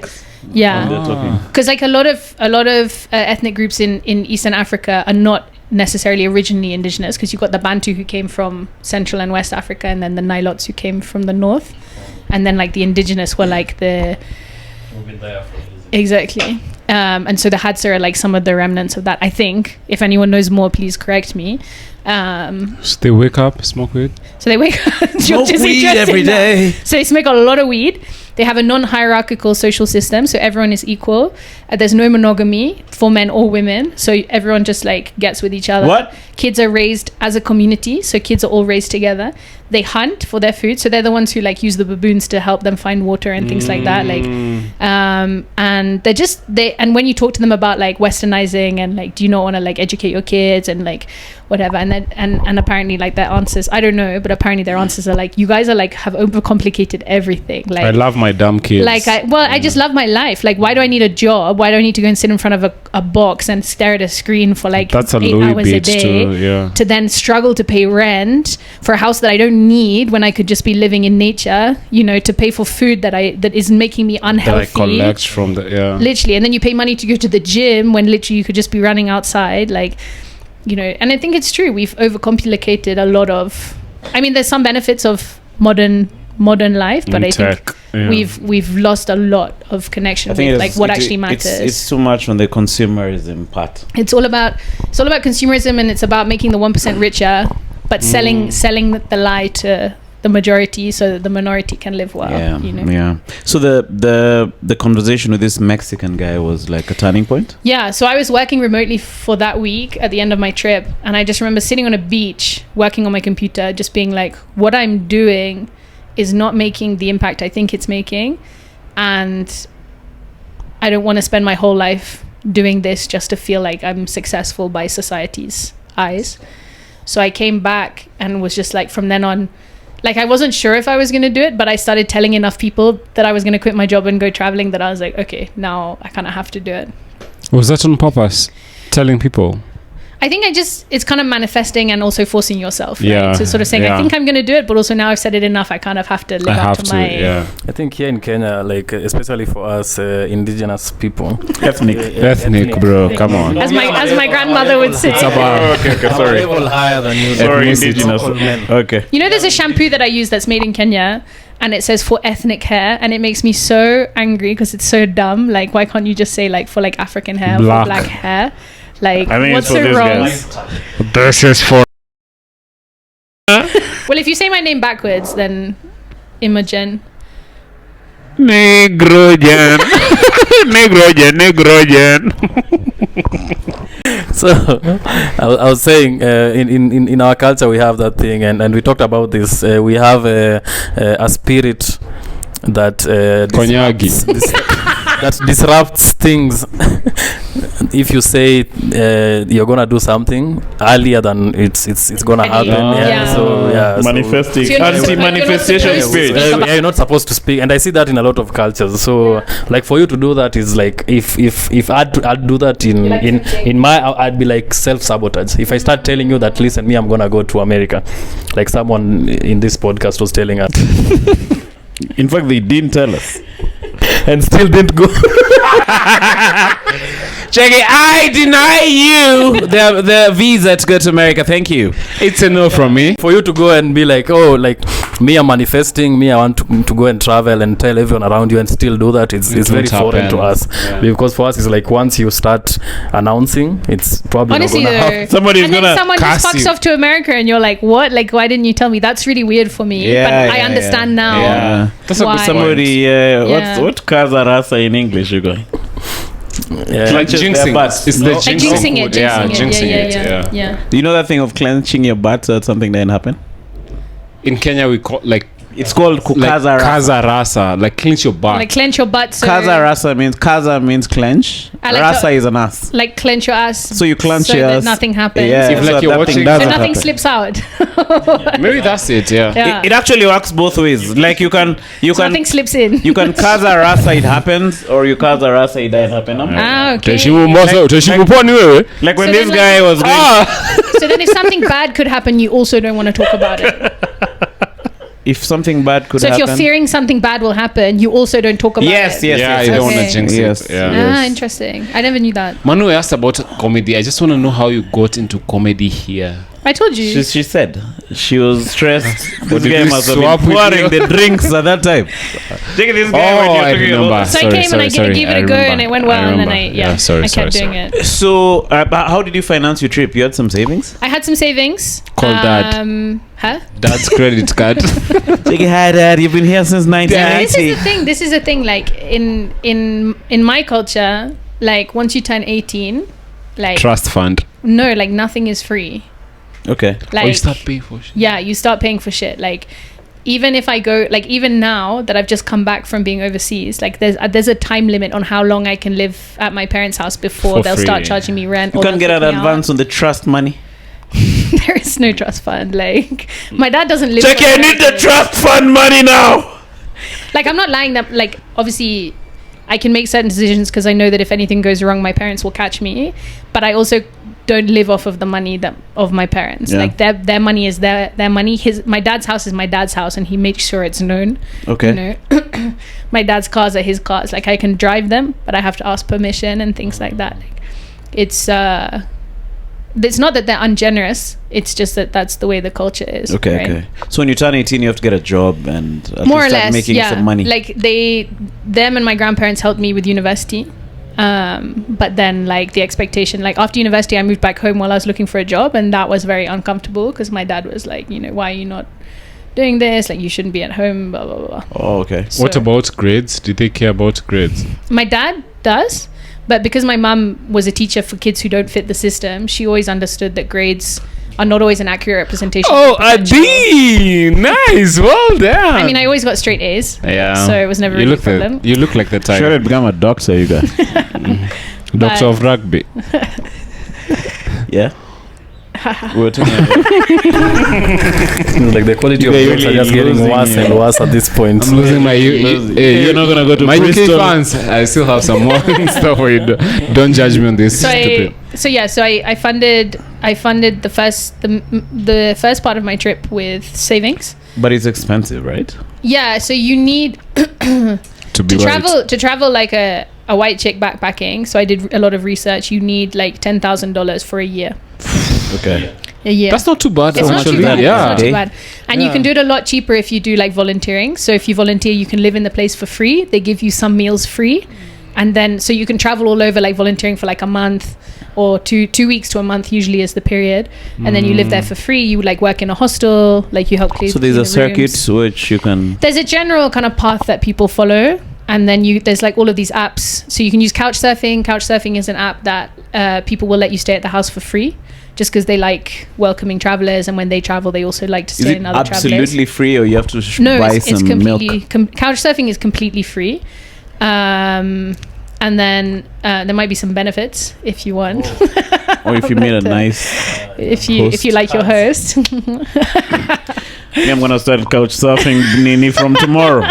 Chikia, you can come and Well, you couch can surf. host people here if you want. Like if you go on Yeah. Couchsurfing, then when the Yeah, travelers come keep here, you together. host them. Yeah. So it's like a self-sustaining system. Like Yeah, if it's I like- do this for you, I'm sure if I Exactly, go to you that's and the idea. Oh, okay. But like, is that like? Hey. This guy said stammering. That's a lot of this. We have people who are like taking advantage of that system. I'm sure there's creepy people, but I never met like anyone. Yeah, because it's you can rate and You say. can rate and have reviews and stuff like that. So you never stay, especially as a female solo traveler, you never stay with Yeah, someone you have who to be doesn't very have careful.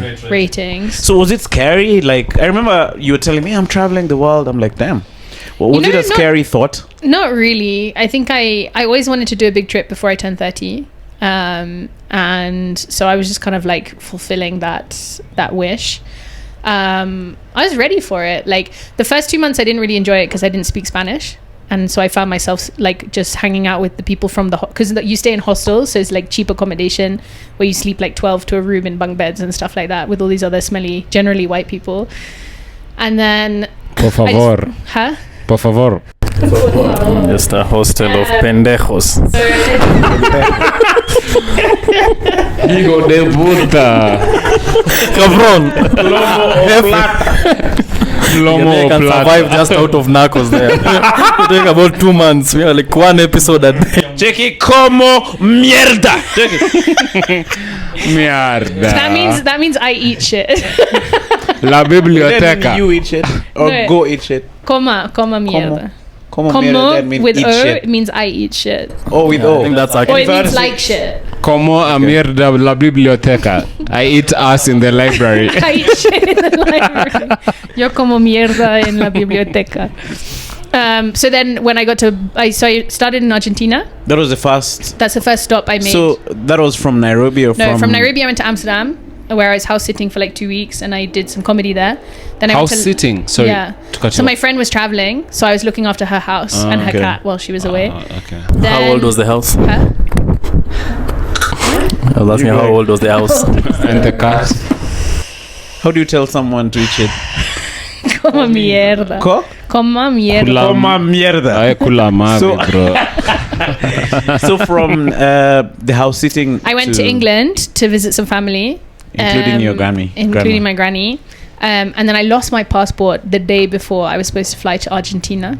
Damn. Yeah, so I had to cancel my passport. I had to go up to Scotland where there's like this passport office and replace it and pay loads of money. How long did it take? It took a week. So my Shit. parents happened to be in the UK in that time, so we ended up doing like a little family holiday around Scotland, which was actually, pretty nice. At least you How were much was paying for that. Was the replacement? Like £100. Yeah, damn. Yeah. That's like how many? Out of your year travel. So that week in fun. Scotland, in London, I lost my passport and I got food poisoning, and like that was the worst week of my whole trip. Like out of Did you everything in disrespect South the Queen America, while you were there? probably. Was the Queen She did alive? die. She died when I was there. Oh, Oh, she died when you were there. Yeah. Incidentally. And then it was like her funeral, and I was watching the funeral with my gran, and I was sitting there going like, "Fuck this bitch," Yeah. and my gran's like, "Ew, look at the Queen." And your sister. Check it out. One of the things that have upset me since my return to Bristol is the death of our Queen. and Majesty. Long Her way. Majesty, I'm sorry. My grandparents had because when you achieve a certain number of years in marriage, you get you can ask the Queen to send you a letter of like congratulations. For real. Hi, Queen. Nico 7 months in Nairobi. Can I get my plaque? Man, For celebrating. my let. Should have told my chick to hang around so that we get that letter. Jackie, let's do it for the Queen. As you can see, this is my 3 months with my The ex. thing is, you have to ask. So I'm like, so you have to send a letter to the Queen asking her to write you a letter back. Hello, I've been fucking this chick for 6 months and I feel like I need a reward.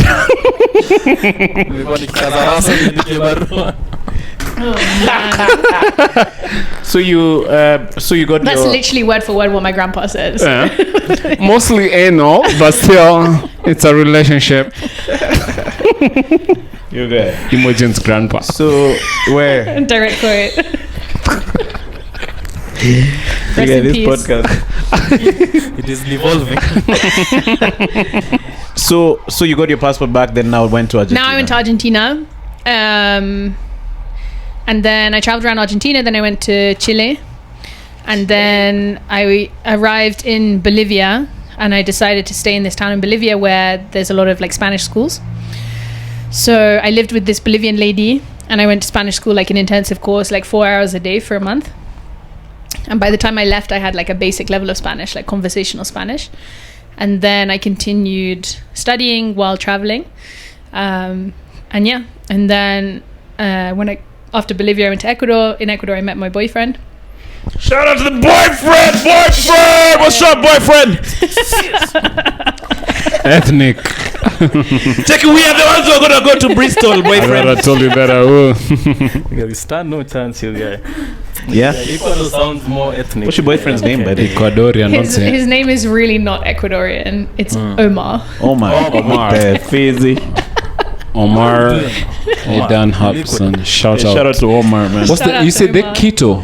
Quito, yeah. Is the capital of Ecuador. Ecuador, yeah. KATO. We had to throw in that from nowhere. But I didn't know that by the actual. QUITO.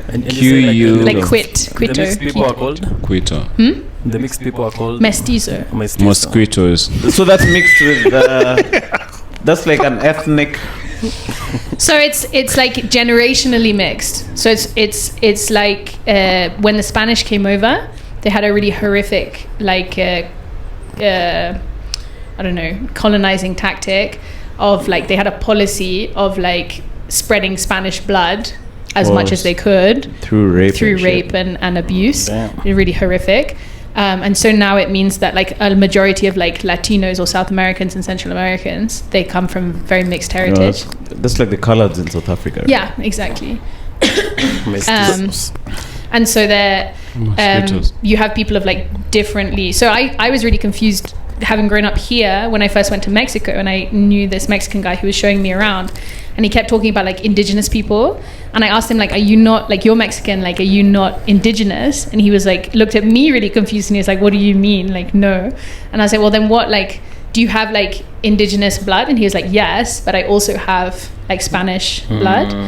And so the only people that they kind of see as indigenous are the people who still practice like indigenous lifestyles and who are like not don't have like a mixed heritage. They have a specifically like kind of maintained homogeneity. But most of the countries are ruled by the mixed heritage people. Yeah, right? and a lot of the families, like, you know, as with a lot of the world, unfortunately, the whiter that they are, the more power they tend to have, or the wealthier that they are, and it's like the favorable like beauty ideal as well. And there is like discrimination against darker people, like especially indigenous and black people. So like Ecuador has a big Afro-Ecuadorian population. Oh, it does. Yeah, and it's founded on the story is that it was a slaving ship that crashed, and the slaves escaped, and they went inland into Ecuador, and they created their own like free colony. And then that's where it's grown out of. Oh, okay. And then the Spanish came and... No. So they lived freely from there. So, So Ecuador, they didn't have the assimilation, nothing. It was like a sanctuary. So they basically, like, they lived where the Spanish couldn't, like, weren't going to get them back. So it's deep inside, like the... Well, they were, like, along the coast. I don't know too much about it, but the idea is that it's founded on, like, these slaves who escaped and started their own life there. Oh, okay. But it's pretty wild. Like, a lot of... Because South America, the history is a lot more recent than the rest of the world, because it's like humans took a lot longer to get there. And so like ancient civilization there was happening at the same time as like the Crusades in Europe. And so life, like the Incas fought against the Spanish. So the Incas were the ones who had like you've got like the Incas, the Aztecs, the Mayans across sort of Central and South America. And so Quito was a base for one of the Incan princes, and he was like a real badass. And they have this festival called the Festival of the Devil.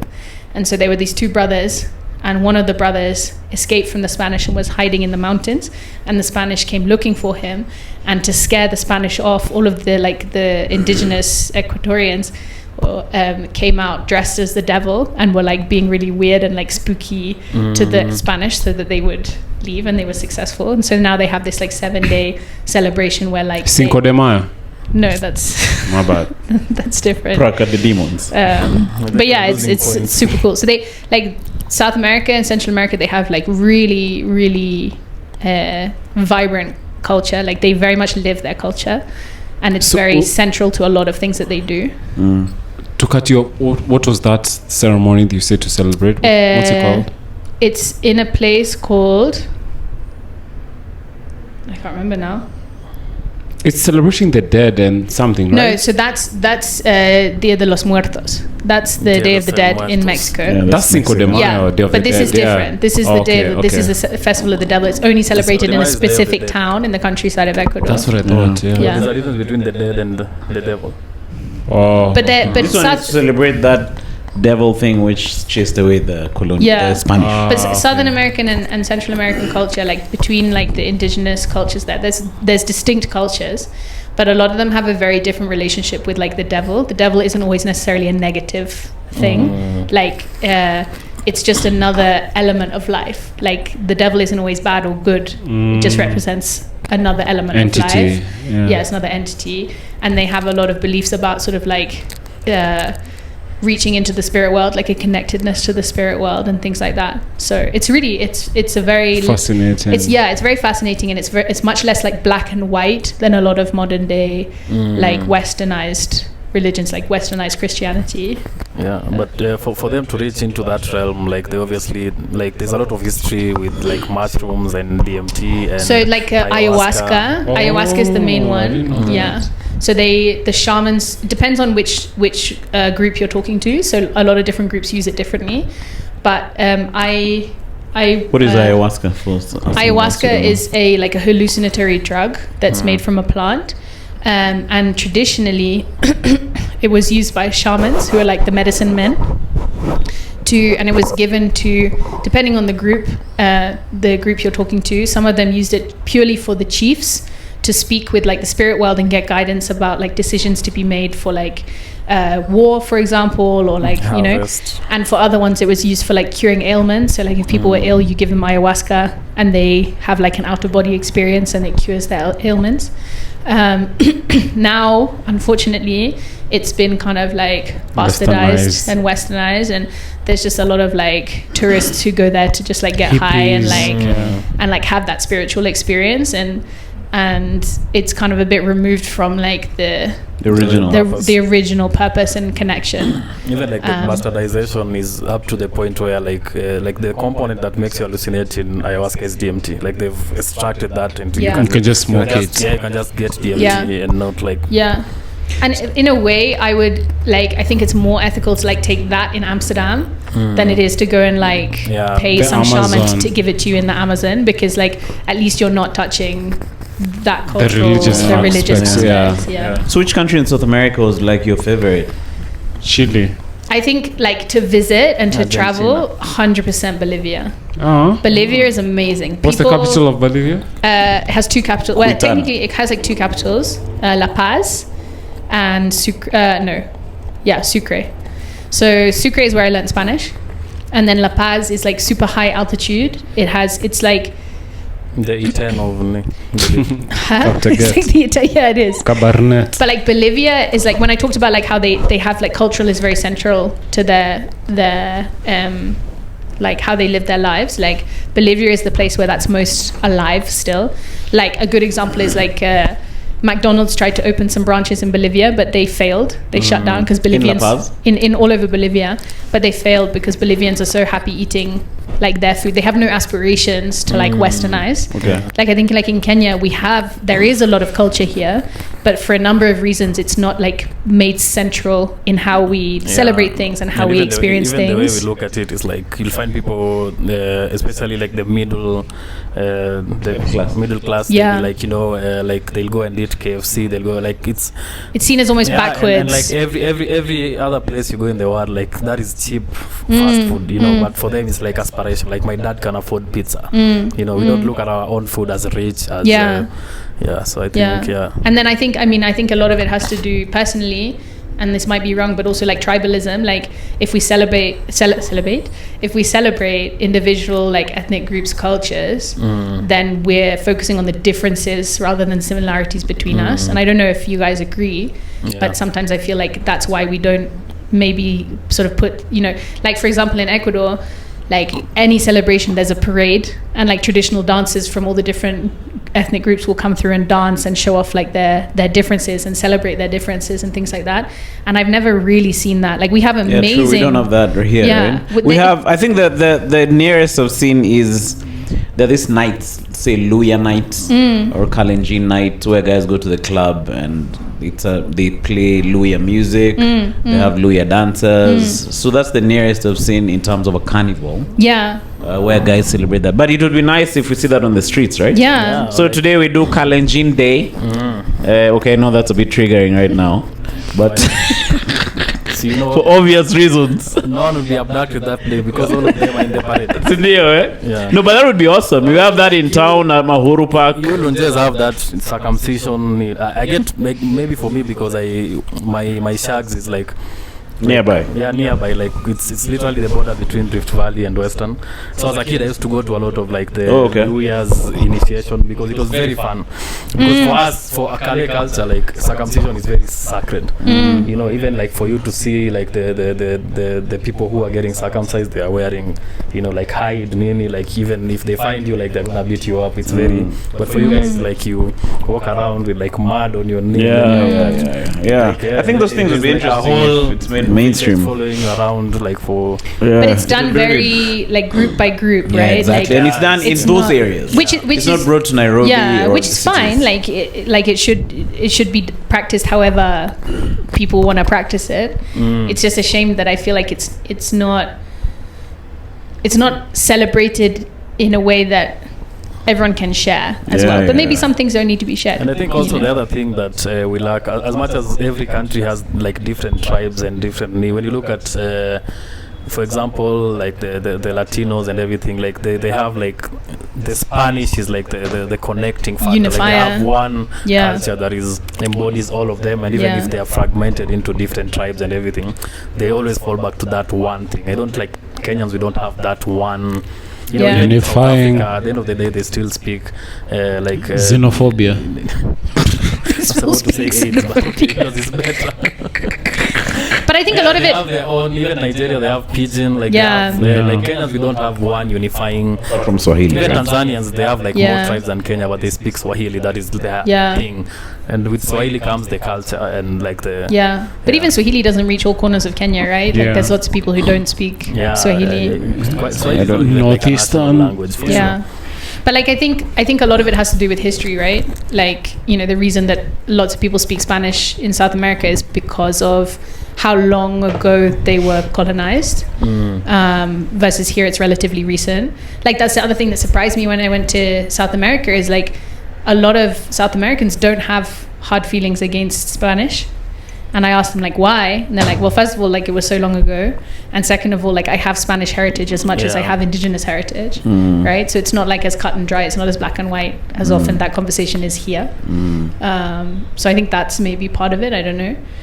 But it was something I really enjoyed seeing is how every celebration has an element of like culture and, you know, dance and music and even poetry and literature.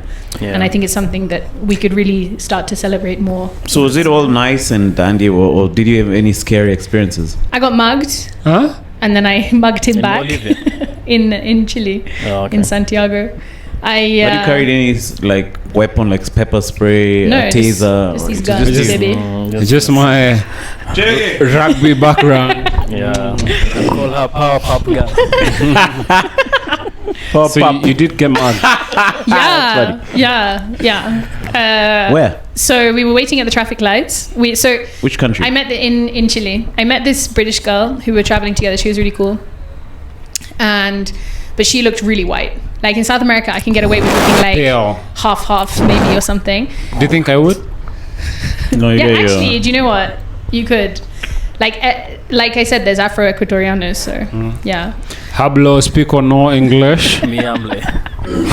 But Ecuadorians are crazy. Like the nicknames they give you, like they might not know you, but they'll be like, "Hey fatty," like that's how they'll call you, and "Hey blackie," like that's the translation of what they'll call out to you. Even if have you watched this Brazilian movie about like gangs, City Under the Sun? It's a new one, City Under the Sun. It's a cultish. It's a classic. It was called Blackie because he was black. There was a black even in Pablo Escobar's Posse. That's nice. Hey Blackie, nigga, my name is George. I've told you that a million times. And I'm an ethnic man. Hey, Indigenous. So I was with this chick. We went to this market, and in the lead up to going to this market, we'd met all of these other travelers who were like, "Be careful of the market." Like some guy tried to rip my watch off my arm, like things like that. And we were like, stupid. Like these guys are they're not good travelers. Like they don't know how to like keep themselves safe. They're just ignorant. They don't have these guns. And so we go and we arrive. We weren't planning to go to the market that day. Just spat everywhere. Sorry. Okay. We weren't planning to go to the market that day. But we missed like the thing we wanted to do, so we're like, fuck it, we're here now, let's just go. So we walk into the market. We're not really prepared because we weren't planning, and then we get to the traffic lights. We're waiting to cross the road to enter the market, and I see this little guy like standing next to us, and he's like looks a bit shifty, and like my like street smarts start going like ding ding ding ding. Spidey sense. Spidey senses, and I'm like, that guy's dodgy. And then I was like, Imogen, like I checked myself. I was like, don't judge people by how they look. Like he could be a really nice guy. Like there's nothing wrong with him. And then like as I'm finishing that sentence in my brain, this guy's robbing my friend. Like he was like trying to rip off her bag and rip off her necklace. And she's like shouting, and I didn't really know what was happening. So I went around behind her and I like grabbed the bag. And then by that time he had ripped off her necklace and he was like running away. And so I just went like, I don't know what I thought that was going to achieve. And this guy runs off into the like traffic and he disappears. And me and her, we had picked up this like 19-year-old girl, German girl from the hostel. Because like when you're in hostels, you kind of meet people. They're like, what are you doing today? Can I come? Yeah. And so she was there. She was so shocked. It was like her first time traveling, first time out of Europe. And she was like, and me and my friend, because we'd heard all these stories and stuff, we were like, oh, like we're so dumb. Like this, like that was our fault. We shouldn't have come, like wearing our necklace or whatever. Fuck it. We're not going to let it ruin our day. Let's keep going. So we just like take a deep breath, like we just keep walking. We cross the road, we turn down, and then like 50 meters down the road, I see the guy. Like the guy is there. Same guy. Yeah, same guy.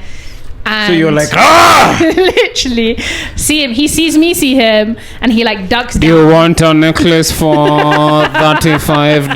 No, for you, $100. Other people, 75. No, you friend.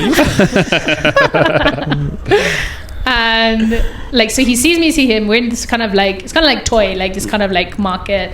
And the guy like ducks down behind this stall, and I'm like, you've seen me see you, and all you do is like duck down and hope that I'm not gonna do anything. Yeah. So I'm like hold my beer. Like I just like leave these chicks over there. I walk over to him, and like he's been talking to like this street vendor, and the vendor's like looking at him, looking at me, looking at him, like what is going on? Like this white chick's mugging this like I literally went up to him. I didn't speak any Spanish at the time. I went up to him. I was like, give it to me. And he still had it in his fucking hand. He hadn't even hidden it. It was still like wrapped around his fingers. And I was like, give it to me. I just held up my hand, and like trying to like be as big and intimidating as possible. Like, give it to me. And he was like looking around, like where to run away. Like, give it to me. And he was like, he just gave it back. Damn! Shout out to the bad artists. That's fine. And then I just took it and I just walked away. And then you went to the girl. $45 for a necklace. Your necklace. First time traveler, German. No, that's crazy. And then apparently I didn't know this, but the whole time I'd been doing that, this English chick had been behind me, like with her arms crossed like this, trying to look like as tough as possible. Yeah. And then we walked away, and me and her were just laughing because we're like, that was fucking wild. Like I can't believe that just happened. The German girl was like, can we go home? Wein, Engländer crying, Want to go home. Entschuldigung, willkommen, guten Tag. Ich liebe dich. That is Ramadan, man. No, give me the necklace. No. The ancient necklace again. Bring back in knowing. What a nice necklace. Mine was worse. Emmanuel has the impression. You get that's crazy. We'll cut this out. Yeah, we'll delete it. Yeah. So, Oh my god. no, You have some juice. Need some coffee. So that was the worst. That's not too bad for the worst thing that happened, right? So that happened. So Hillcrest.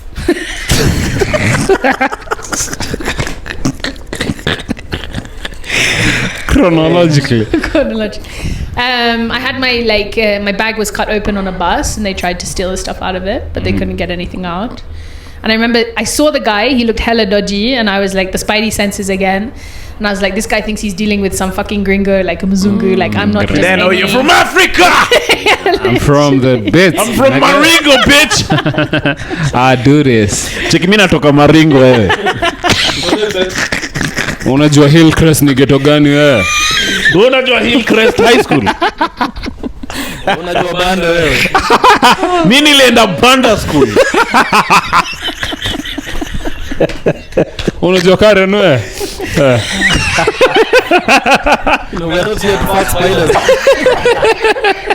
You guys. That's crazy, man. Umesikia ndege rudo wewe? Wait, we almost out of memory, man. So how are we gonna summarize this convo? There's so much that's not. We haven't even. I mean, you need a part 2, Maze. You need to come back. Part That's 2. so Ask me. crazy. For me, it's like you, especially from your material, is spoken about openly about like your dating history. Especially you talked about dating Kenyans, and now like you're actively in a committed relationship. Fucking hawk. No, you talk about dating every African country, continent, and That's why I had to go to South America and fuck to everyone. Like you have to go to like Bolivia to do it's exhausting. An indigenous mixed. All about local men. Like what is Local Local cuisine. mandates. Imogen. Local singles are available in your area. VPN. She had to choose. She had to work out like 1,000 miles from here. Man, the streets. Speak to us about Kenyan men and your experience. Have you dated a Kenyan dude? Yeah. Yeah. Just one or a couple? A few. From Yeah. But like Rongai, not. I haven't dated them because they're Kenyan. Like I think a lot just of white happened chicks to come be. out, and they're like, I want to date a Kenyan, like a black Kenyan guy. It just happened to be mostly rugby guys, which will always be a mistake. Like any How come? rugby guy, it's just very toxic. Like rugby guys live in this world of like masculinity, like that can be quite toxic, and especially in Kenya, like they're surrounded by girls who just like want to hook up with them because they're a player. Like they enjoy a certain level of like celebrity here. Don't get me wrong, like there's some nice guys, but normally they're already locked down, so those are not the ones you're dating, right? And yeah, it's just a lifestyle. It's just the rugby lifestyle is just not.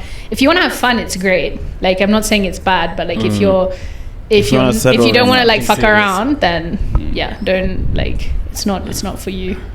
I mean, I had my fun. I enjoyed it, but like that chapter is done now. Like It's time to settle down, folks. Yeah, we can But Taking me. yeah. So, so- other than like rugby guys, have you dated any Kenyan men? You not I dated have. any comedians? No. When you weren't there for long enough. No, almost, but not quite. Check him Rumba. No, I'm a nice guy. But you have made Shout out to friends in Marumba, the baby. comedy world. Yeah, you, George. Yeah, me, but you didn't take You're the only one on a who's trip. been to Bristol. George is so bitter. So bitter. But then what was the story behind the trip? Yeah, It was I my missed out. birthday. Justine was also celebrating her birthday. And so I was like, hey, why don't we go to Nanyuki? I even invited Mina, because you know me and Mina have the same birthday. Yeah. But he was like, nah, I need to fuck this chick in Nairobi. So I was like, well, you can fuck he's this not chick in into Nanyuki, but fucking okay. out of Nairobi. Mine is quite a traditional Kikuyu man. Cheki wavye kodora menya fuck you in Nairobi re. Nanyuki is too far re. Ndio maana akisema Nairobi ni town yani kwa sababu ni Shimkuru. Now making a voyage to the city, having coitus with this quite amazing young lady. So you chose Coitus to the So I just coitus. invited whoever was there. Like, people are so bitter. It was just whoever was like there. Justine was celebrating her birthday. When I asked her, Shiko was there. went, right? So it was just us. No. I know people say they were bitter, but I really was. Let's go this weekend. Let's go. Are you? Yeah, let's go. Why No, not? I'm busy this weekend. See, this is the problem. Are you If he's busy this bitter, weekend for real? then you offer Yeah. him a solution, and he's No, not you interested. can't It's just. gonna be bitter. So we go this weekend, you guys. No, I'm busy this weekend. What do you need to carry? What are you doing this weekend? I'll tell you offline. Okay. Fuck you, nigga. No, I'm kidding though. I wasn't. No, we'll go one of I these felt I weekends, missed right? out, but I wasn't bitter. But what's there like to see? Is there- Animals, like wild animals. I Okay. don't know, safari. If you're into safari, like drinking, swimming, partying. British Army guys, if you're into that. I don't know what you're into. Jollies. Kissing Gani. Oh, okay. Yeah. Are there British Army girls? Maybe. Not really. Okay. Yeah. All right. Let's talk about it offline. Yeah. No, but Imogen, it was fun to have you here. I think we're gonna have you You again on need to this come pod. back, man. Yeah, let's do it. Beyond this interrogation about your life, Yeah. maybe just hang and talk about how. It If I is don't get to be- cancelled after this airs. Nah. You think See. out of 10? Out of 10, I don't know. I think there's like a No, it's about maybe like a 2 out of 10 chance, 3 out of 10. Yeah, two is That's fair. 2 is actually really low for this particular podcast. I will hit the Hitler salute and You get me? After this podcast, I'm gonna be living in freaking Bristol, you guys. I'm gonna be Imogen's granddad.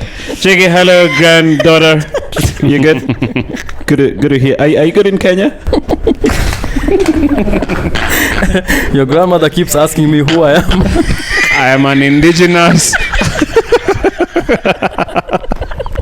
ethnic fella.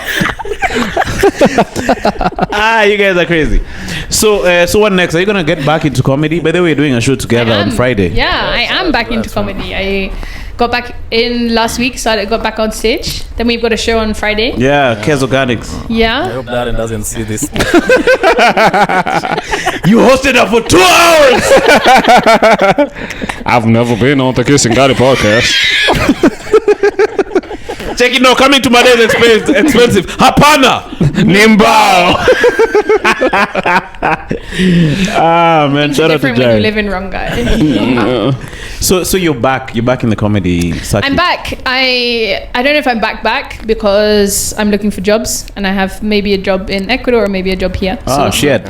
Ideally, I'd love to be back. I really want to get back into comedy full. Back like spine. Huh?